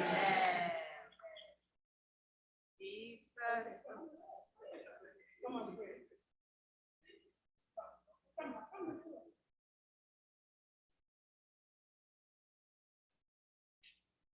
Let us pray. Close your eyes. Dear Jesus, thank you for this day. Help us to be good. Don't let us to be bad. Bless this story. Help us to be good. If we don't be good, forgive us. Amen. Protect us when we're sleeping. In Jesus' name, amen. Amen. Jesus, we become making the heavens above. We can making the sun. We can making the possibles. We can making the animals. We can making the people. We can go with everyone. We can go with God in the heavens above. We can make everything in Jesus' name. Amen.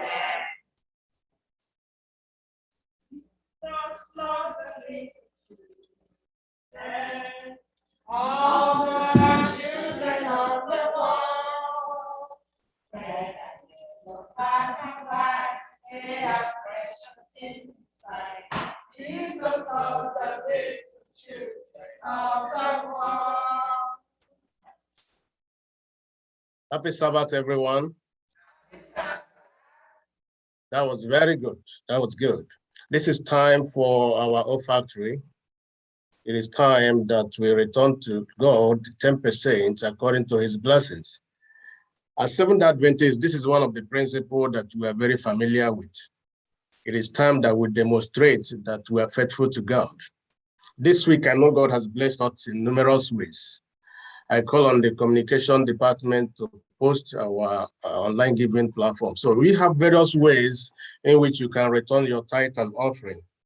As the Bible said in the book of Malachi, is a familiar place we know in the Bible. It said, bring all the tithes into the storehouse, that there may be food in my house, and try me now in this, says the Lord of hosts, if I will not open for you the windows of heaven and pour out for you such blessings that there will not be room enough to receive it.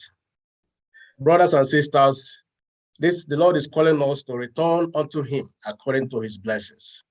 I therefore encourage us to open our phones. I call on the deacons to go around, collect the tithes.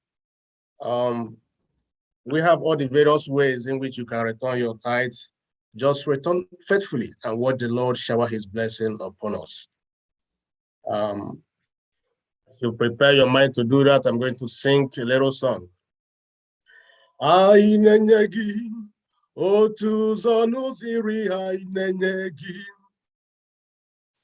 ka ngọzi gị wee bụrụ nke anyị mgbe ebighị ebi. Anyị na-enye gị otu ụzọ n'ụzọ iri ainenye gị, ka iwe nara ya ka ngọzi gị wee bụrụ nke anyị mgbe ebighị ebi. Ụlọ nna m n'igwe, ọtụtụ ebe obibi dị ya, ọtụtụ ebe obibi. Ana m ala idoziri unu ebe. Even after service, you still have time. You can still go ahead and return your tithe. Go ahead, good.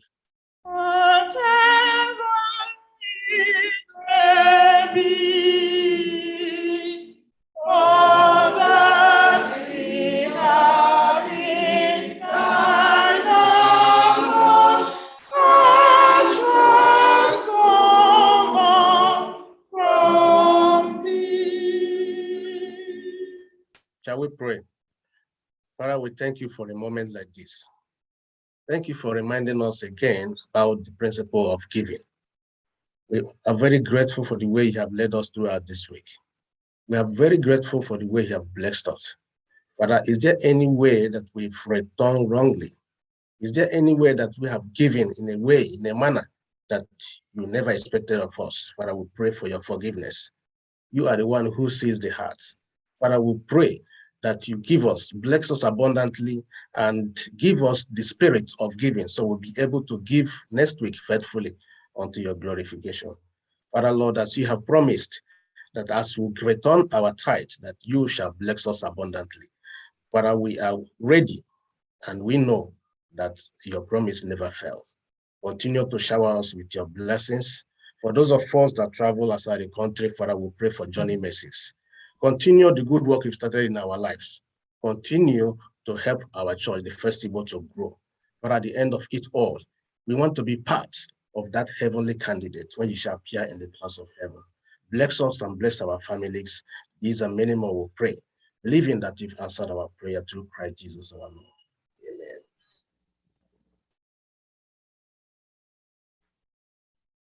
Amen. Amen.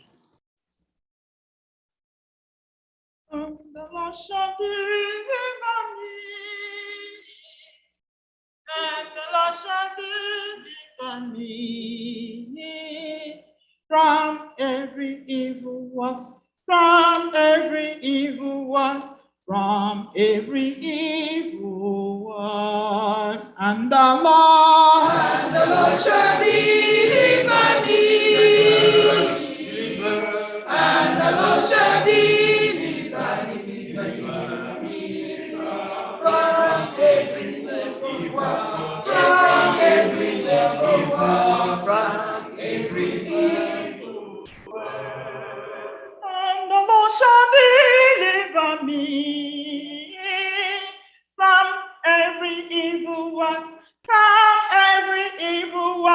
from every evil one. And the Lord shall deliver thee.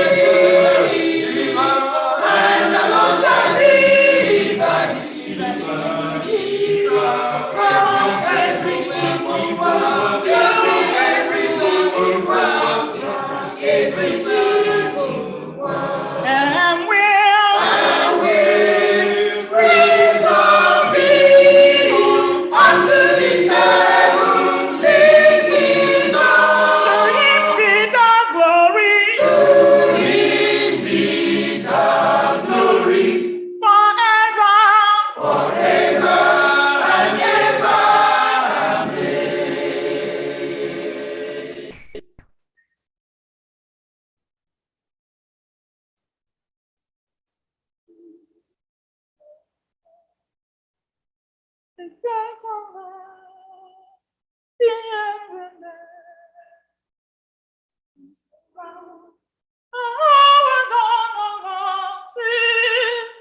Jehovah, Yahweh, Abụ Chineke n'ezie. Jehovah, Yahweh, Abụ Chineke. Chineke debere ọnụ gị dum, agbala nkịtị agbakwala azụ, n'ihi na ndị iro gị na-agbagharị, ndị na-akpọgasị ebiliwo, abịawo nso imegide ndị gị, ịzọgharị ka ha biliri. Anọla n'idebe gị anya Jehova, Jehova ezonarịkwala nye onwe gị. Zaa, Jehova zaa, ekwekwala ihere mee, biko zaa, ka ha weda n'ala si. Jehova, Yahweh, ya bụ Chineke n'ezie. Jehova, Yahweh, ya bụ Chineke. Idide na-ahụ na Chimochi, ha na-eme ọnụ na-efufe isi ha. Jekwuru Jehova ka ha siri, ya zọpụtakwa gị ka iwe wu. Ruo ole mgbe gị ga-anọ n'ebe dị anya, anya mmiri were ju m anya. Obi na-etiwawo n'ịkwa egwu ha, cheta ọrụ gị biko Onyenwe. Zaa, Jehova zaa, ekwekwala ihere mee, biko zaa, ka ha weda n'ala si. Jehova, Yahweh, ya bụ Chineke n'ezie. Jehova, Yahweh, ya bụ Chineke. Lee abalị aghọwo ehihie, Chineke atọpụwo m n'abụ m niile. Ndị amamihe nke ụwa ha kpasuo, narịọ amamihe Jehova. Ndị na-atụkwasị Jehova obi,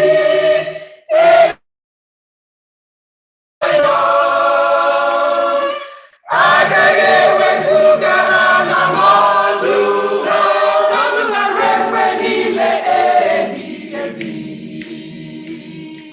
Zaa, Jehova zaa, ekwekwala ihere mee, biko zaa, ka ha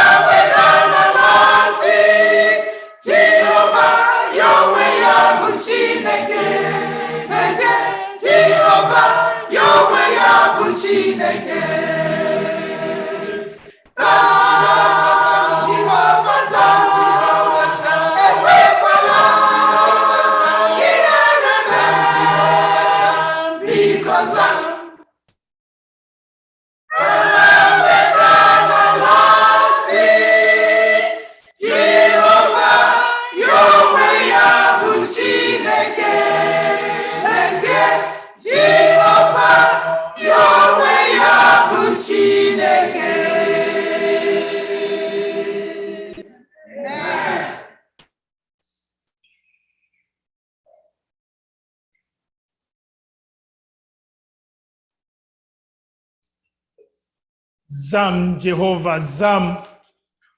Ka ha wee daa n'ala sị, n'ezie, n'ezie, ya onwe ya bụ Chineke.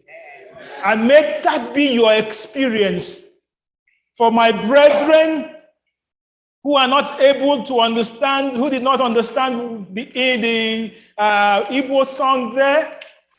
It's a song and it's a prayer. These 40 days, Lord, answer me, that the world may know that you alone are God and there is none like you. Amen. Yes, Jehovah Zam. Ekwedela ka ihere mee m.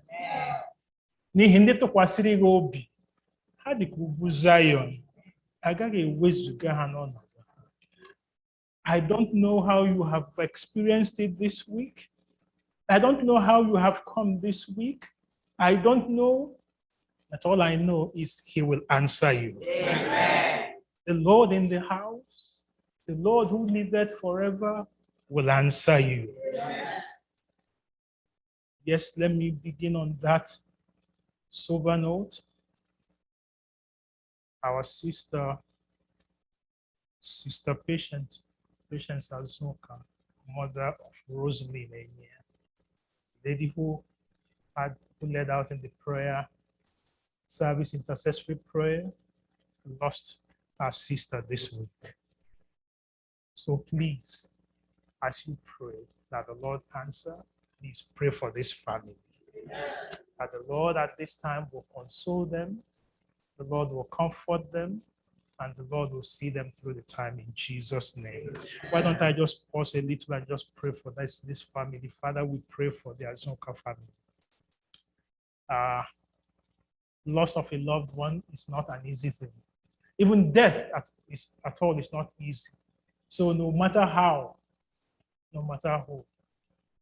So at this time, we lift up this family as they go through their bereavement and go through the grieving period.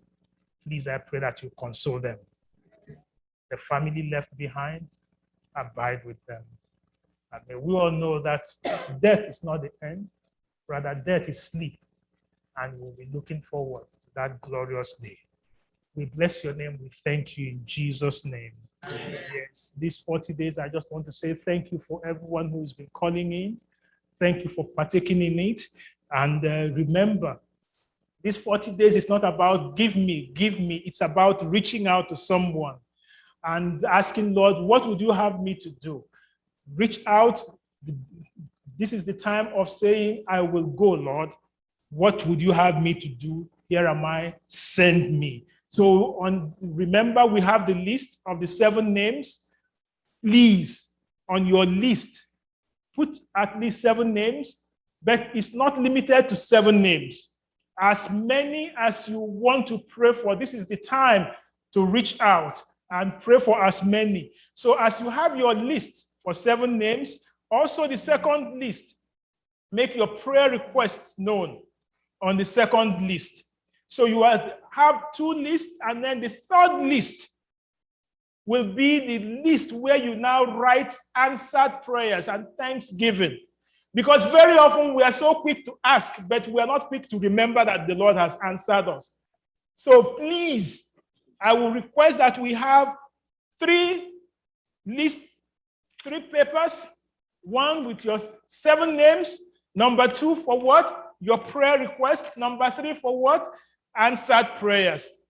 So that come Fridays, every Friday, we gather together and we bring out our 7 names, we bring out our prayer requests, and we pray over them. So Fridays are days of prayer and fasting. And you pray over that, over the names, pray over your prayer request, and then on Sabbath evening, we come rejoicing. You now bring those thanksgiving that the Lord has given you, and then we rejoice together. Bring a song of praise, and we will be there to celebrate together the goodness of the Lord. So,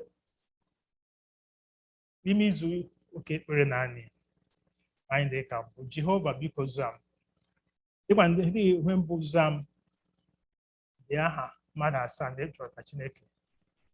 nzute n'oge n'anya. Inwekwa karịa mmadụ asaa, ọ dịghị ihe rara Jehova anyị n'ahụ n'omume. Ọ ga-emere anyị ya n'aha Jizọs. Ka ị idesi aha ndị ahụ, desiakwa arịrịọ ndị kenye. Ka idesi ndị ahụ, nwekwara ohere ka ahụ gaa akụkọ ngọzi n'ihe ọ sị ma anyị kụkọ ngọzi anyị n'otu n'otu. N'oge ịtụ anyị n'anya, ihe ọma ọ dị mere anyị. So n'oge na-anị ya, ka ọ bụrụ oge ịchọ iru Jehova amara ya na ngọzi ya n'aha Jesus. Yes, choir, thank you. And at this time, as we go into this word, let's just meditate on that song which we've been singing thus far. Breathe on me, breath of God. Fill me with life and me. These 40 days, Lord, fill me with life and me, that I may love what thou dost love. Let's just sing it meditatively. For the members online, join us in your corner. Just meditatively sing that song. For those of us in church, that is in the house here, let us just sing that song. 265. Just meditate on it. Just ask the Lord, give me new life, new strength. Just for once, ponder on that song. Put it for me on the screen there. Let's just, with all meditation and minutes, just ask for that breath, for recreation.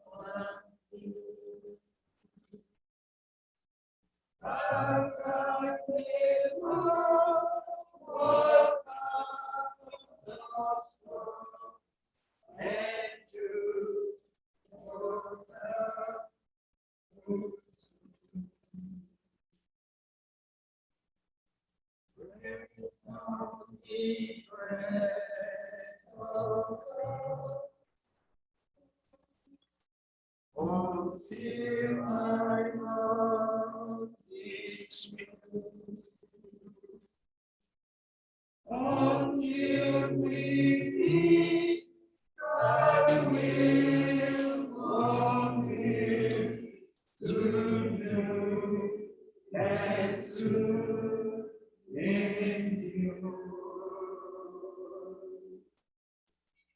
Breathe on me, breath of God, till I am holy now. Until this earthly part of me knows me, thy path divine. Breathe on me, breath of God, so shall I constantly and live with thee, the perfect life of thine eternity. Father, this is our prayer, because when you breathe on us, breath of life, it just takes us back to Eden, and you created man. And what you're saying is, I will breathe on you another breath of life, that this weary, feeble, fearful soul of mine, of ours, will now be filled with power, and we will now be empowered by you to do great and mighty exploits. Thank you for new life. Thank you for new strength. And thank you that we'll be going from here renewed and revived by you and through you. In Jesus' name we have prayed, and let everyone say amen. When we take our Bible to the book of First Samuel chapter 17, you will come to a very nice story that we have always learned right from children's story time to up to this time. Yes, we know the story of Goliath, and we know the story of David, and we know the story of what happened. But I just want us again, just as we did last week, to see the journey of the children of Israel. Let me just take you a little more, because we're in 40 days, and you will now see that when we say 40 days unto the Lord, there is also 40 days, or there are 40 days that the enemy will also be on guard to torment you. So your 40 days of prayer, just don't think that he will just fold his hands and say, yes, they are now, they are doing 40 days. Let me just, don't go there. He puts a barricade, don't go there. Rather, 40 days now makes him mad that he comes after you. Because even when Christ had gone through the 40 days, who was the first person that met him? The devil was there. So the devil knew he was there having 40 days, and on that 40th day, looking, just take a picture, a mind picture of Jesus. He's very thirsty because the Bible said he had no water, no food. So you are looking at somebody who had dropped some pounds, very emaciated, the leaves cracked, very hungry, even the throat must have been dried up. That's when he now said, Mister, if I hear that, if you are the Son of God, turn this bread, you are hungry man, just turn it and it will become bread. But thank God that he said what? It is written. And that is what, when you now come to 1 Samuel chapter 17, turn with me, 1 Samuel chapter 17, verse 16, 17, 16. I hear in really she. And he said there, and the Philistine did what? Drew near and presented himself how many days? 40 days. 40 days, how many? Morning and evening. Because when the Hebrews would write, you and I would say 40 days, simple. But they have to quantify it to let you know that it includes, just as it was in creation, what was the creation day? Morning and what? Evening. So to make a complete day, don't just say 40 days. No. For the Hebrew mind, they want to understand, is it 40 days of morning or evening? So 40 days, he said 40 days, morning and evening. And what was he doing there? He was tormenting the children of Israel. And the Bible also lets us know the kind of man tormenting them. He was no ordinary man. He was a giant. And this giant, looking at it from the King James Version, would say he's about 6 feet 9. But the Okojiko one would say he's about 7 feet 9, or 7 feet 8. So you are looking at a man of great height. And when you go through that chapter, because sometimes the Bible says he was standing on a mountain. So look at a man 7 feet 9 or 6 feet 9 standing on a mountain. So mountain plus another mountain, what do you get? Mountains. And not only that, he's not only man of mountains, he also comes with what? He puts on the armor, breastplate, helmet, shoes. Remember, Paul says what? Put on the whole armor of what? God. But this one was putting a whole armor of his own. I just want you to get a picture of what was happening here. So when you see the man standing on the mountain, a mountainous man with all the equipment, and now imagine when he speaks, just in your mindset, hear him speak. So the question is, when he now stands on the mountain and speaks, it roars to the other side. So what are you getting when you now see the Bible saying that the children of Israel were faint of heart? You will now know why. Because when he now stands on the mountain, a mountainous man, and he now speaks, it will go, and you know what the mountain does? It will re-echo. Where is your God, God, God, God, God, God, God? Oh, who amongst you will come, come, come, come, come, come? I am waiting for you, you. And by the time that is done, if you're strong of heart, what will it do? You'll begin to melt. You'll begin to melt. And that is the scenario of 1 Samuel chapter 17.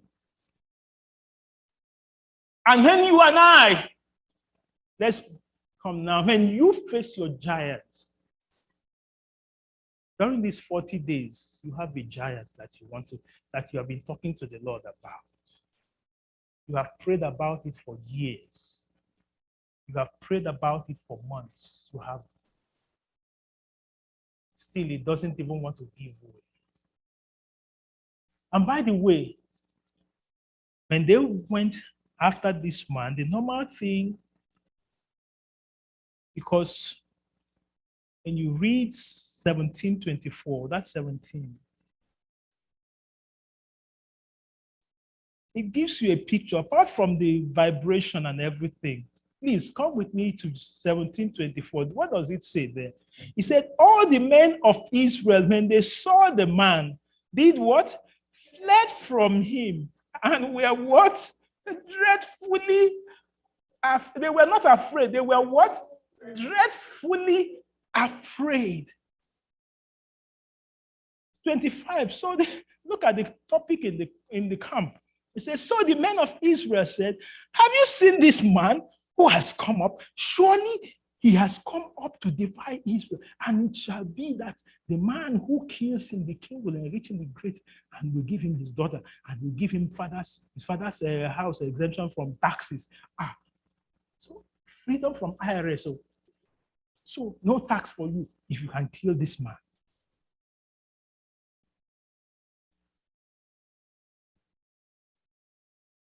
That is the situation we are up and about.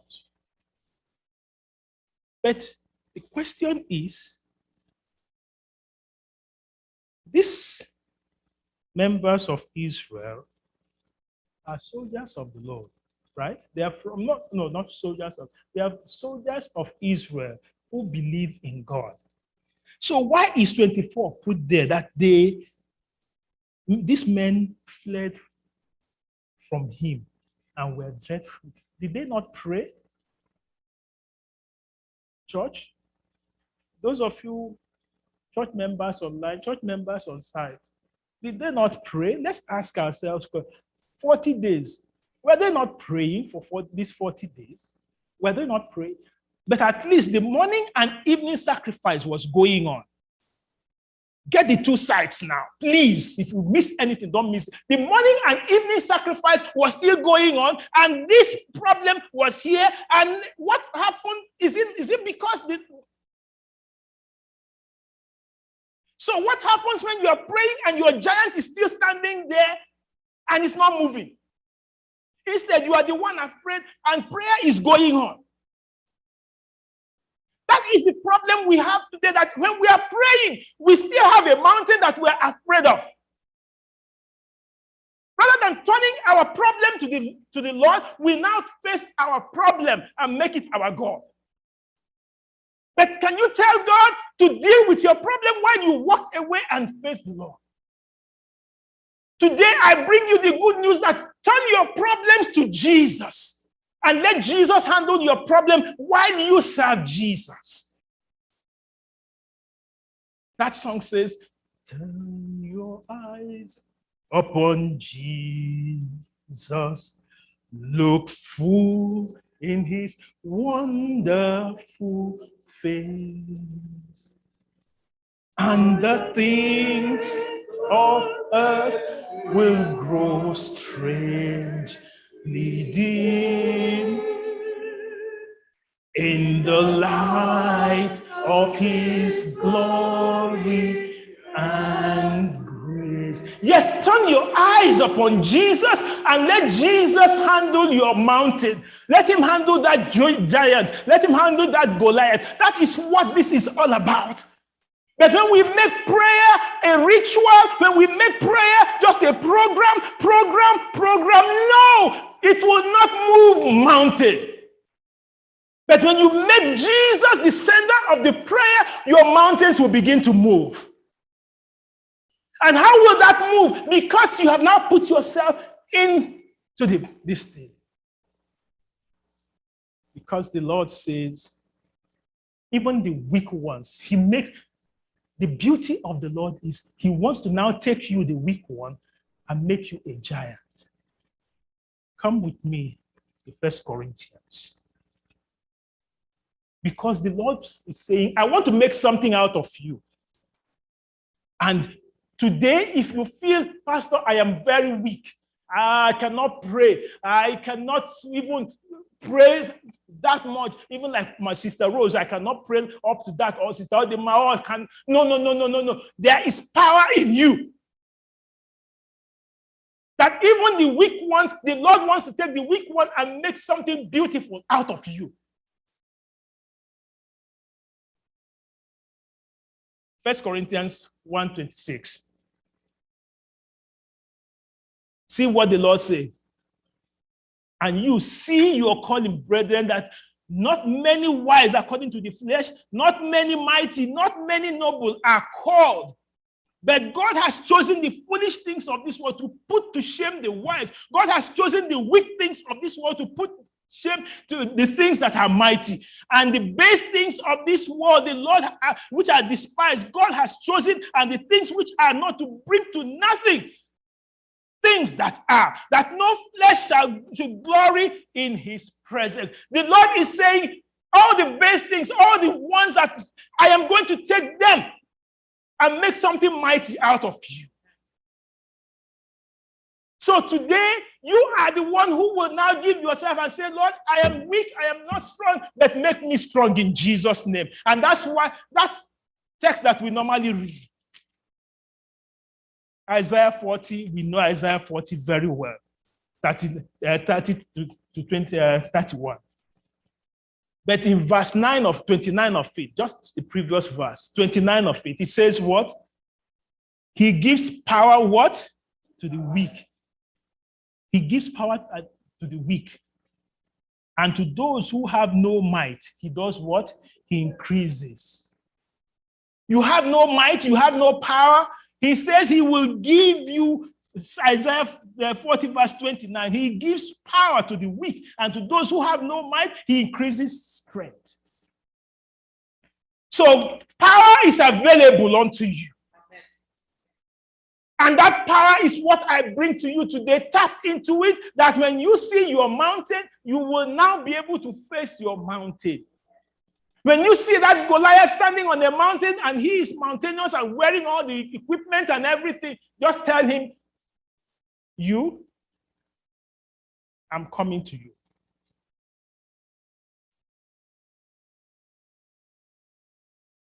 And in case, so one, the method of empowering. Surrender yourself to the Lord. The weapon of war. What is this? And the Bible tells us that with the name of Jesus, you are more than a conqueror in Jesus' name. The name of Jesus, because the Bible says, at the name of Jesus, every knee will do what? Every knee bow. Every tongue will do what? Confess that Jesus is Lord. Zam Jehovah. Ekwela mgbe ịzachara m ka ha wee daa n'ala sị Jehovah, ya onwe ya bụ Chineke. So now, if the Lord is the one who empowers, is the one who does all this, now Goliath, Pastor, you have been talking of Goliath. What happened to Goliath? What happened to Goliath? And now come with me. By the way, when they crowned Saul king, what does the Bible say? How tall was Saul? The Bible says that when he stood, he was shoulder high. to the other people. He was shoulder high, so he was also a tall man. So if there was someone who should face Goliath, a tall man versus tall man, then they will be able to do that, right?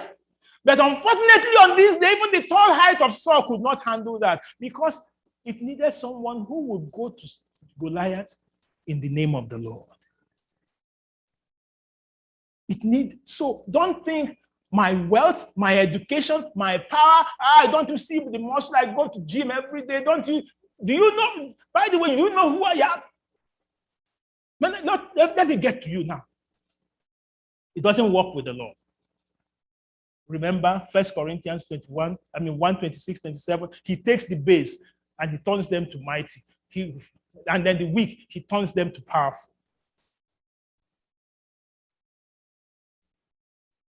First Samuel 17, verse 38 and 38. Saul clothed David with his armor. He put a bronze helmet on him. He clothed him with a coat of mail. David, fastened his sword to his armor, tried to walk, for he had not tested them. And David said to Samuel, Oga, wait, I cannot walk with these things, for I have not tested them. So David did what? Put them off. Boy, they put all this equipment on you, all these things. You can't face the man. And you want to go face the man. How are you going to face the man? They put all the equipment, you say you have not tested them. What are you? The shepherd boy, now 40, took his staff in his hand, chose his own for himself 5 smooth stones. But that was not used. Come now. 45. Forget any other verse in the Bible. Don't forget. 45, 46, 47. Then David, verse 44. Philistine said to David, come to me. I'll give your flesh to the birds of the air and the beasts of the field. Just come, you little boy. If you are the one who they have sent, remember, little boy going to face what? Giant. But remember, Isaiah 40:29, he gives strength to what? To the weak. 1 Corinthians 1:26-27, he takes the nothing and he makes them something.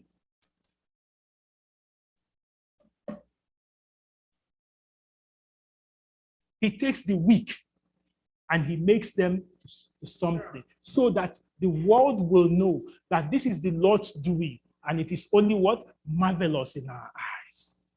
He said, boy, come in 44. Boy, come to me and I'll give your flesh to the air, or to the birds of the air and beasts of the field. Brethren, sister, when your problems become so insurmountable that you feel this will overcome you, I want to give you First Samuel 17, verse 45. If you forget everything today, don't forget this one. The man says, David now said to the Philistine, you are not giving my name, my body to the flesh, to the birds. But David said to the Philistine, you come to me with a sword, with spear, with a javelin, but I come to you. What?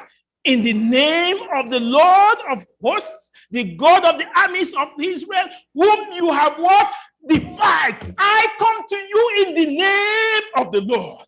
The name that is above all names. The name that even the devil hears it. How many areas does he flee? He flees in 7 directions. I come to you in the name of the Lord. Until we get to that point wherein we no longer look at our height, our wealth, at our anything. All we do is abandon ourselves to the Lord and say, Lord, this situation, I have dealt with it too long. This situation, I need you to now make something out of me, that people who see it will say, what? This is the Lord's doing. And that is what 40 days is about. Remember, 40 days he was tormenting. But these 40 days, we are going to torment the enemy and we will run him down and the Lord will grant us victory in Jesus' name. That those children you're praying for, Take them, their names one by one, put them on that list and say, Lord, like Hezekiah, these are the names I'm bringing to you. In the name of Jesus, handle that for me. That situation in the home, that situation at work, that financial situation, that work problem, whatever, take it in. Just declare today, the name of the Lord, I come to you in the name of the Lord. And verse 46, he made his declaration. This day, his prayer, he says, this day, the Lord will deliver you into my hand. And I will strike you. Not only strike you, I will do what? Take your head from you. Not only that, this day I will give what? The carcasses of the camp of Philistines to the birds of the air and the wild beasts. Then all this assembly shall know what? That the Lord does not save with sword. He does not save with spear. For the battle is what? The Lord's, and he will give you what? Into our hands. Amen. Look at it. He said, I will, what am I going to do? I'm coming to you this day. I will deliver you. God will deliver you into my hand, and I will strike you. I will take your head. I will take your carcass. I will give to you. That is total elimination.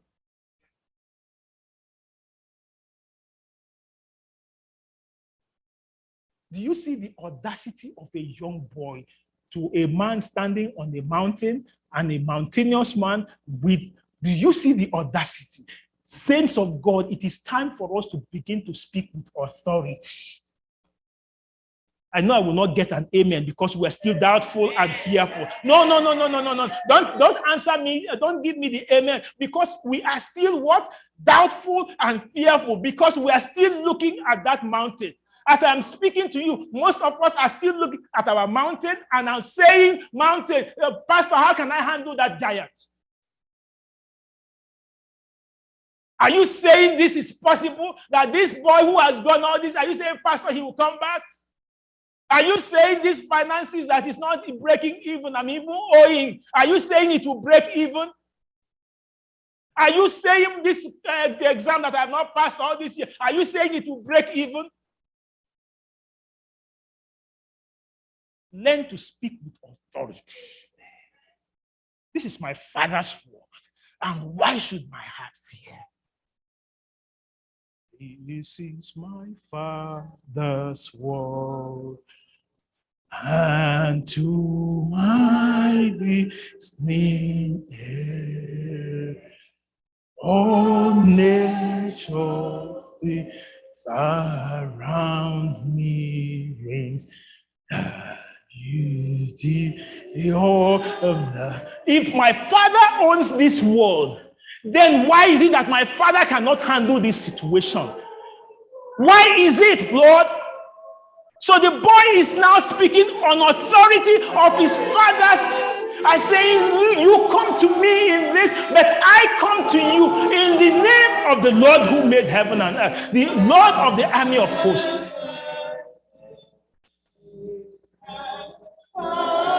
If there's no other thing you do today, I want you to begin to cast away your fear. I want you to begin to cast away your doubt. We have doubted enough. We have feared enough because look at it in verse 24. They said what? They fled from him and were dreadfully afraid. Most of us have been fleeing from this problem, are dreadfully afraid, whereas it's a phone call away. And he says, ask anything in my name and I will do it. When the Lord speaks, he speaks with the affirmative, with certainty. Ask, believe. Because verse 47 says what? Then the assembly shall know that the Lord does not save with what? Sword, spear. For the battle is who? The Lord. And he will give you. Today, the authority of God's word, I say, your battle is not your battle. Your problem is not your problem. there is someone who knows your problem more than you know.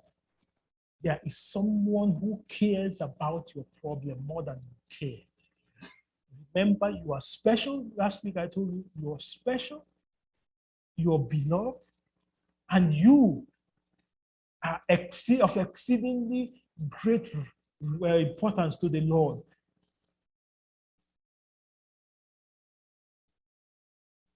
Last week we had to, Moses at the Red Sea, what did he do? He put up his hand. Put up his hand and the Red Sea parted. That's when we close.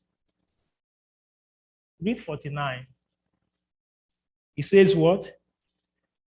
Then David put his hand in his bag, took out a stone, slung it, and struck the Philistine on his forehead, so that the stone sank into his forehead and he fell on his face.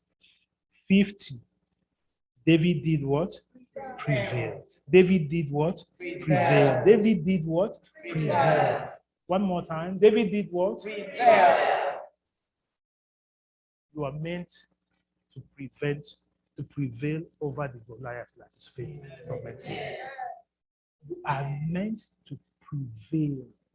You are not meant to fail. Rather, you are meant to prevail. The Lord will make you a winner, not a victim. Amen. The Lord will turn that situation that appears impossible to become what? Possible. Amen. The Bible says that David did what? Prepared. You know what? Instead of putting David, look, read that verse now as we end. So go to 50.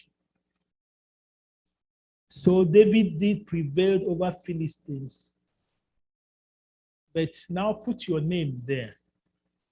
So Okisnia prevailed over his Philistines. So you put your name in case so that I don't just claim the whole thing myself. Yes, you too put your name there. Be bold enough to put your name. Read that verse again now. And the verse says what? So who prevailed? Okisnia prevailed. Brother Nyeribe, so let me put your name there. So Nyeribe prevailed over his Philistines. Amen? Amen.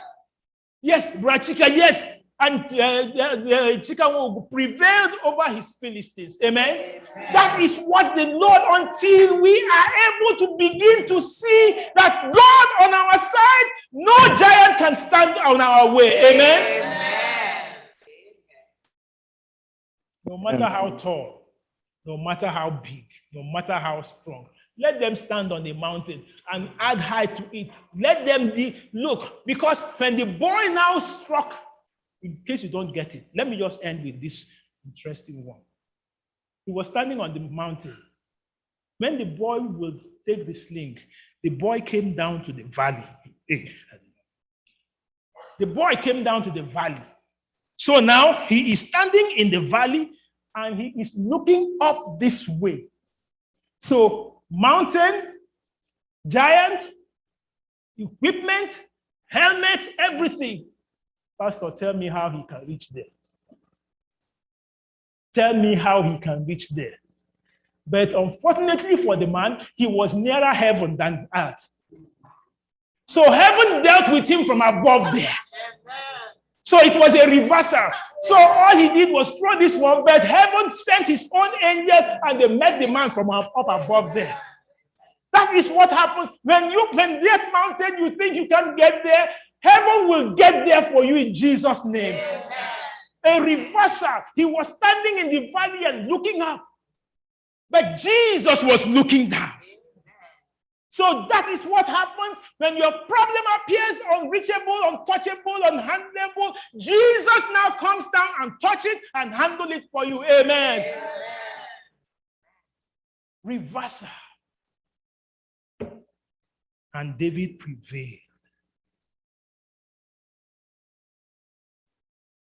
Look at the poor boy. He said he had no sword. He had no. Okay, you have prevailed. Okay, let's see how he gets it. Because he said, I'll take the head. David now 51. David ran, took over the Philistine, took his sword, drew it out of his shield, and killed him and cut his head with it. What did he kill Goliath with? Goliath's sword. The one he was going to use to kill him is the one that is now killing him. Can you imagine that? The sword that he said, I'm going to use it on you. Brethren, that is the God we serve. You see, the Lord says, even the hole that the enemy digs for you, who is going to fall into it? He's the one who will fall into it. That problem that you feel cannot, it is that same problem that will take care of itself. That problem will take care of itself. The sword of Goliath killed Goliath. He cut his head off. Brethren, remember, 16 says, he tormented them for how many days? 40 days. He tormented them for 40 days. We are in these 40 days together. Is the enemy tormenting you? Are you saying these 40 days, oh, but I bring you the good news. Though he comes 40 days, the Lord will also meet him these 40 days in Jesus' name. And bring you good news that though it might appear so big and so tall, Jesus is bigger than your problem. Look not on your problem, turn your eyes onto Jesus, and the things of this world will grow strangely deep. Yes, that problem that you feel no one can handle, even that problem, the Lord will turn it that he will also handle himself. But remember, he says what? The boy in 49 put his hand into his bag. You have something to do. Last week, Moses had to put his hand and raise it, and his Red Sea parted. Today, David is putting his hand and with his sling. The question I bring to you today is, what is that in your hand? What is that in your hand? Oftentimes, we have put this thing aside. What is that in your hand? There is power in the word of the Lord. There's power in your hand. Use it. And the Lord will bring your giants down in Jesus' name. And the Lord will make your Red Sea to part. And the Lord will make you to prevail, because you are meant to prevail, not the problem to prevail over you. It will not overcome you. It will not prevail over you. Rather, Jesus will grant you victory in Jesus' name. I don't know what you have. If you have your list, those, my members at home, bring it out. If you have yours here, bring it out. Whichever you have, let's go ahead and just present this problem to the Lord. Let's just do that. Just, if you don't have it, just and I'm so super. They can be Goliath had that one in the Biak. The Chineke, Goliath. No call Hapa Chineke Mkai. Or to land was a lady, but Chineke, we have been doing Lord that every Buddha. A Honakinania, Isia, Alelare, Obu Jehovah, Onyanal Ranyok. Giovanni Boye Mary, Oginyani Mary Naha Jesus. Osia David prevailed. David Mary. Ubo Tia Namba, see la Chineke Menela Mary Naha Jesus. Name the Donala. Onyo. Lamp Babua, which is a do Bia. No, but it's out of those young. Over you will get Mary. Big up Boye Mary Naha Jesus. Don't celebrate Goliath. Celebrate victory. Amen. Celebration now go on. Jesus has given you victory. So bring out that. If you have it, present it. If you don't, just hold it on. Let me pray over them. You have your prayer request, whichever one you have, just spread it out. If you want to come, just come over here, spread it out, because the Bible says Hezekiah took it to the altar. You want to take it to the altar, or if you don't remember it, just come and tell it to the Lord. If you don't remember, just come, tell it to the Lord, whichever one. Yes, you can come, pray on your behalf of the family. Go pray on behalf of the family. To the young ones, you can come if you want to and tell about it. Yes, go ahead. Just, this is the time. This is the time, you and the Lord. And please, I don't need any fearful Israelite. I don't want anyone who will be dreadful. For those at home, don't be dreadful about your problem. Rather, speak with confidence. I come to you, declare today that I come to you in the name of the Lord. So, are you fearful? No. Turn your eyes to Jesus. Begin to talk to him. Just tell him what you want. Just tell Jesus what you want as we end this. Just go ahead, talk to him. Kasara, I want to talk to you. Atụla oge elele anya gburugburu, just like iji aka nke ezi omume ya kwalite anyị.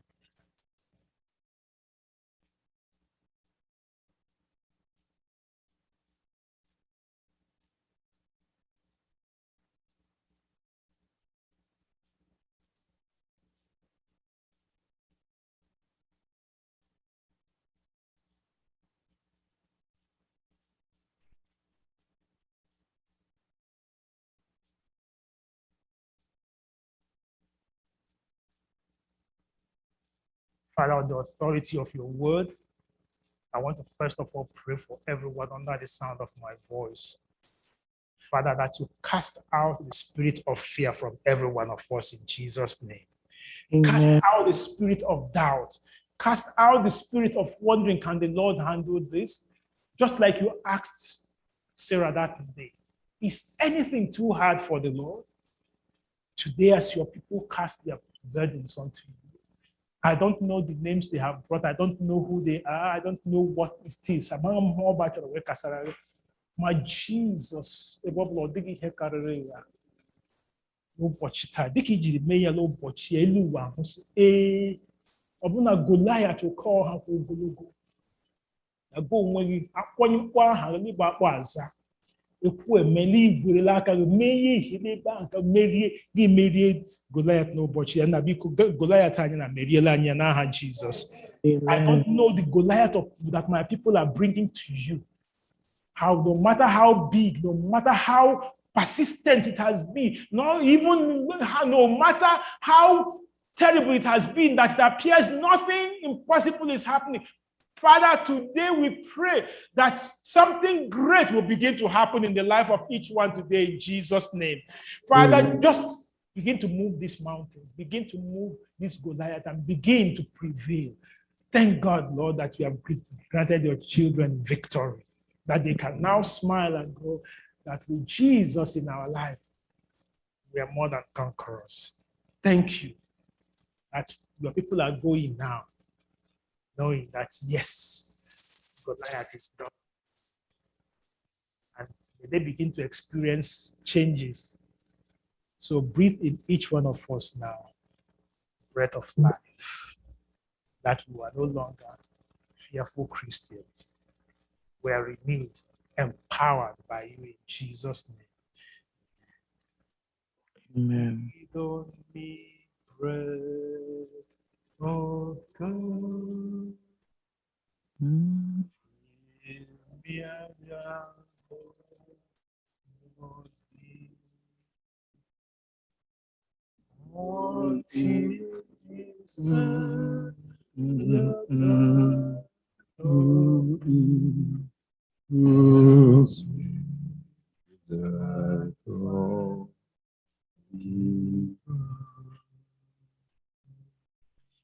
Yes, receive new life, receive new strength. Remember, he says, I give strength to the weak. Remember, he says, I will take the weak ones and do something great. We pray for your testimony to begin to flow in Jesus' name. May you begin Amen. power. May you begin to experience new life. Just experience a turnaround in that situation, a turnaround in your family, a turnaround in your finances, whatever is your mountain, even that of the family, even that of the child and everything, even that of your papers on work things, work place, whatever, just rejoice. God has done it. And we bless his holy name in Jesus' name. Amen. Praise the Lord. Praise the Lord. Let the earth hear his voice. Praise the Lord. Praise the Lord. Let the people rejoice. To the Father, to Jesus the Son, and give him the glory. Praise him.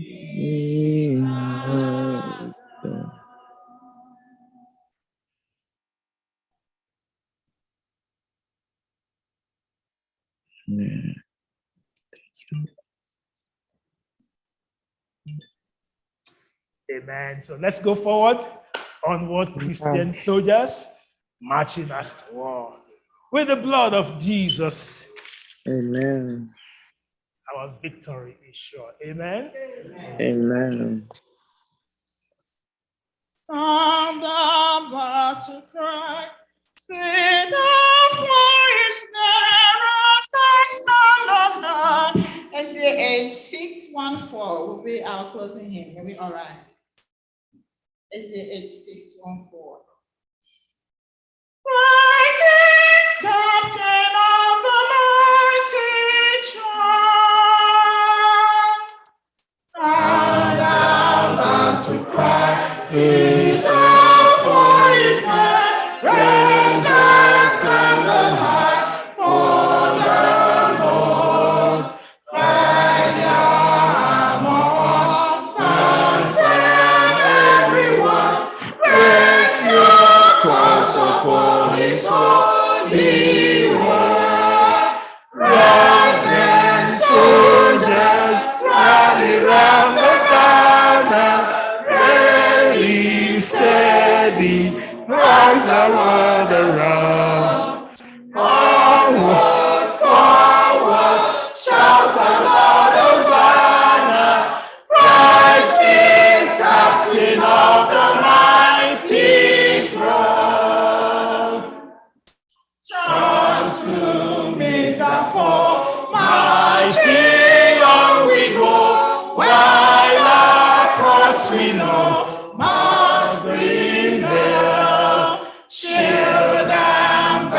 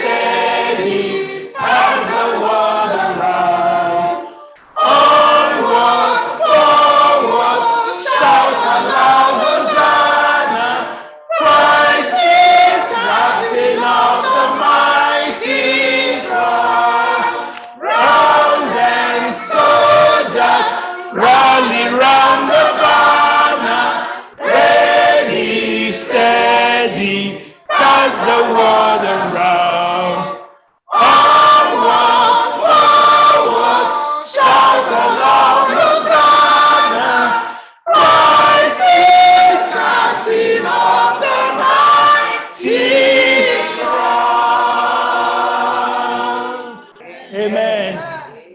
Ready, steady, pass the word around. Yes. Christ is captain of our foe, of our army. So remember that. So enlist in this army and be sure your victory is guaranteed. Amen. Amen. Thank you, Lord, for making us to prevail.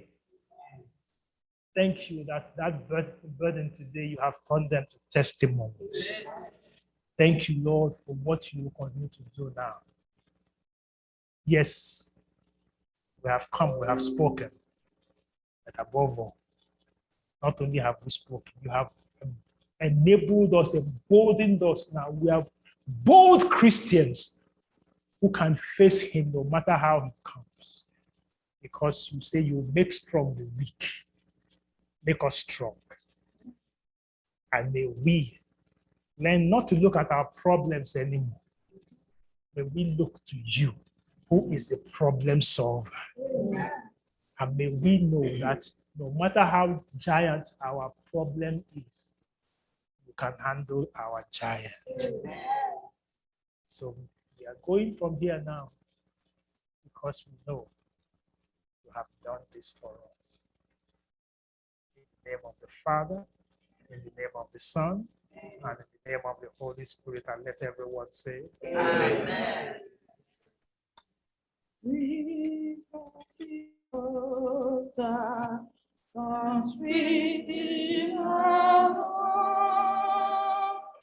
Oh, in the coming of the Lord, we have this faith that Christ our only prize, and in the promise of His word, we believe that time is near when the nations far and near shall awake and shout and sing, Hallelujah, Christ is King.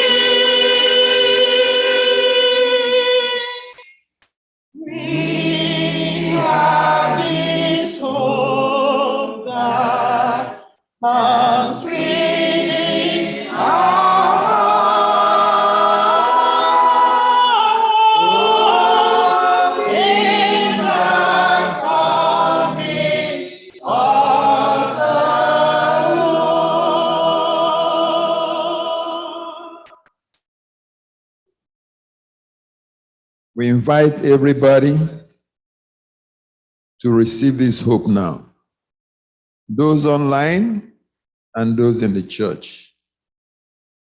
Exercise your hope and your trust in the Lord. Recognize that what God did on that mountain that day was very spectacular. And so in your own situation too, God will do a spectacular thing for you in Jesus' name.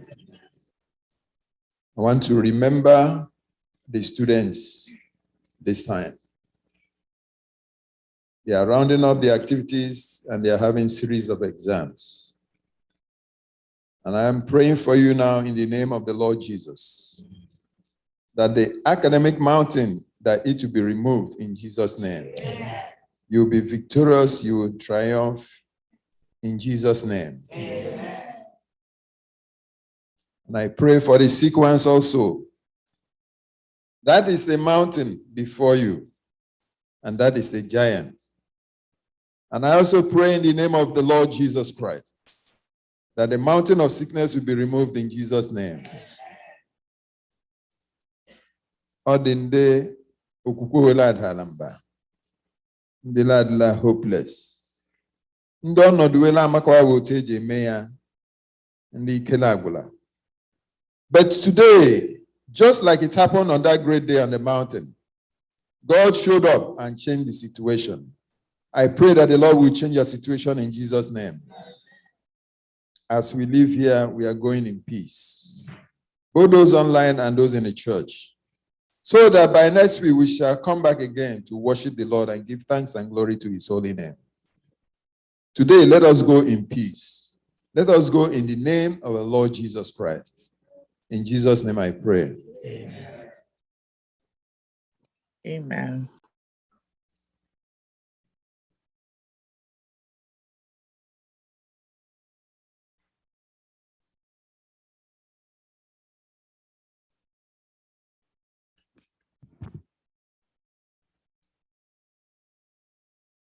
I just want to thank the Lord for every one of us and to celebrate his goodness. Immediately after, we're going to have a church business meeting. But I just want to go out the other way. Yes, the faithfulness of each and every one of us, but I just want to celebrate the faithfulness of our own sister, Sister Neno Jatu. Persistent, consistent, and coming every Sabbath and being here. And this week, on the 12th of this month, give her full screen for me. On the 12th of this month, she celebrated her birthday. Just say to her. So, Sister Nene, I just want us to celebrate you. Yes, we are good. We have you. Yes. So, Miku, go ahead, come. Just those at home, those everywhere. Let's just celebrate this woman of faith. That no matter what she's going through, the Lord, she has always remained faithful. And sister, we just pray that your mountain, the Lord will bring it down in Jesus' name. Because he asked the Lord, the Bible says, what is this mountain before you, O Zerubbabel? It shall become what? Plain. And it will become a walkover. So just believe it. So please come, choir. Just give me come. Come give me happy birthday. That's what sing it. Okay, you know what? Let me, because I'll not be here next two Sabbaths. So everyone born in April, if you're here, just raise your hand. If you're online, just raise your hand. I mean, May. They want to celebrate again, right? Yeah, we celebrated you, right? Yeah, so come. So all of you born in the month of May. Yes, month of May. So let's celebrate you all. Yes, so Stanena is this thing. Give her full screen, Give her full screen. Don't double screen. Yes. May celebrants, can we sing? Can you come out so that we can sing and pray for you? We'll finish with April. Okay. Happy birthday to you. Okay, come. April and May, just happy birthday to you. Happy birthday, dear brethren. Happy birthday to you. May the good Lord bless you. May the good Lord bless you.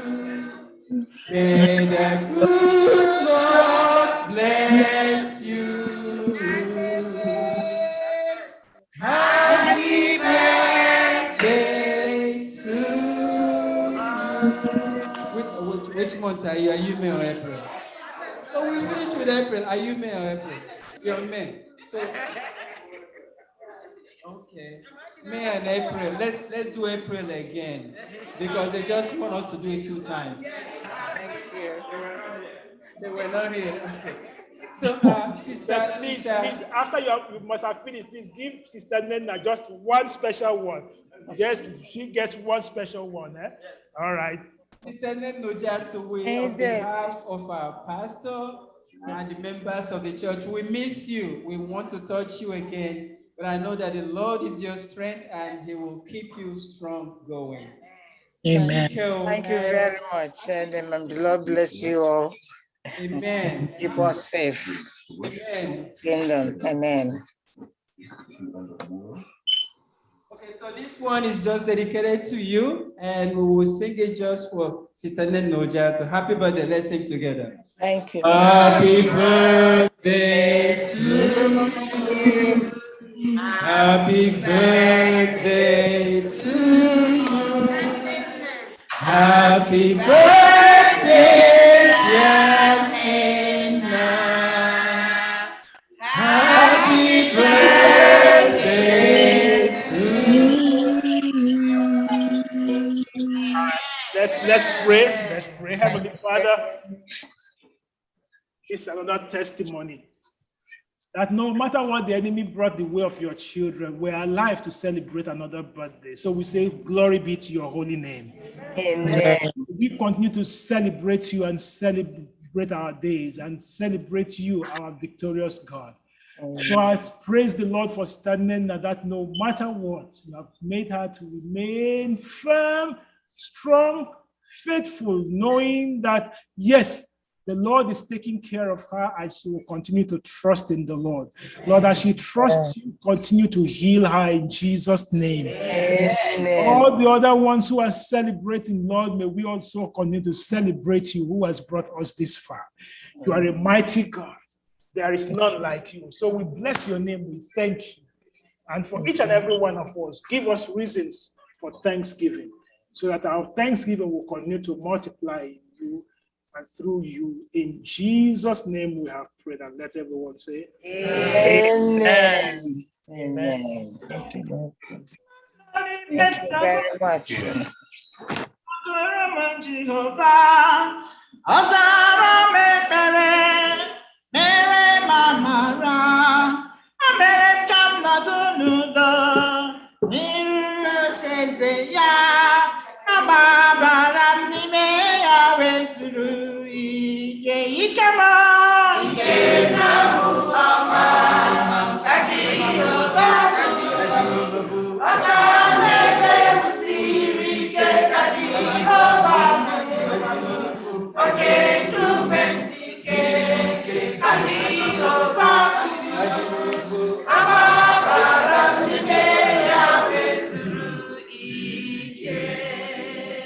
Amen.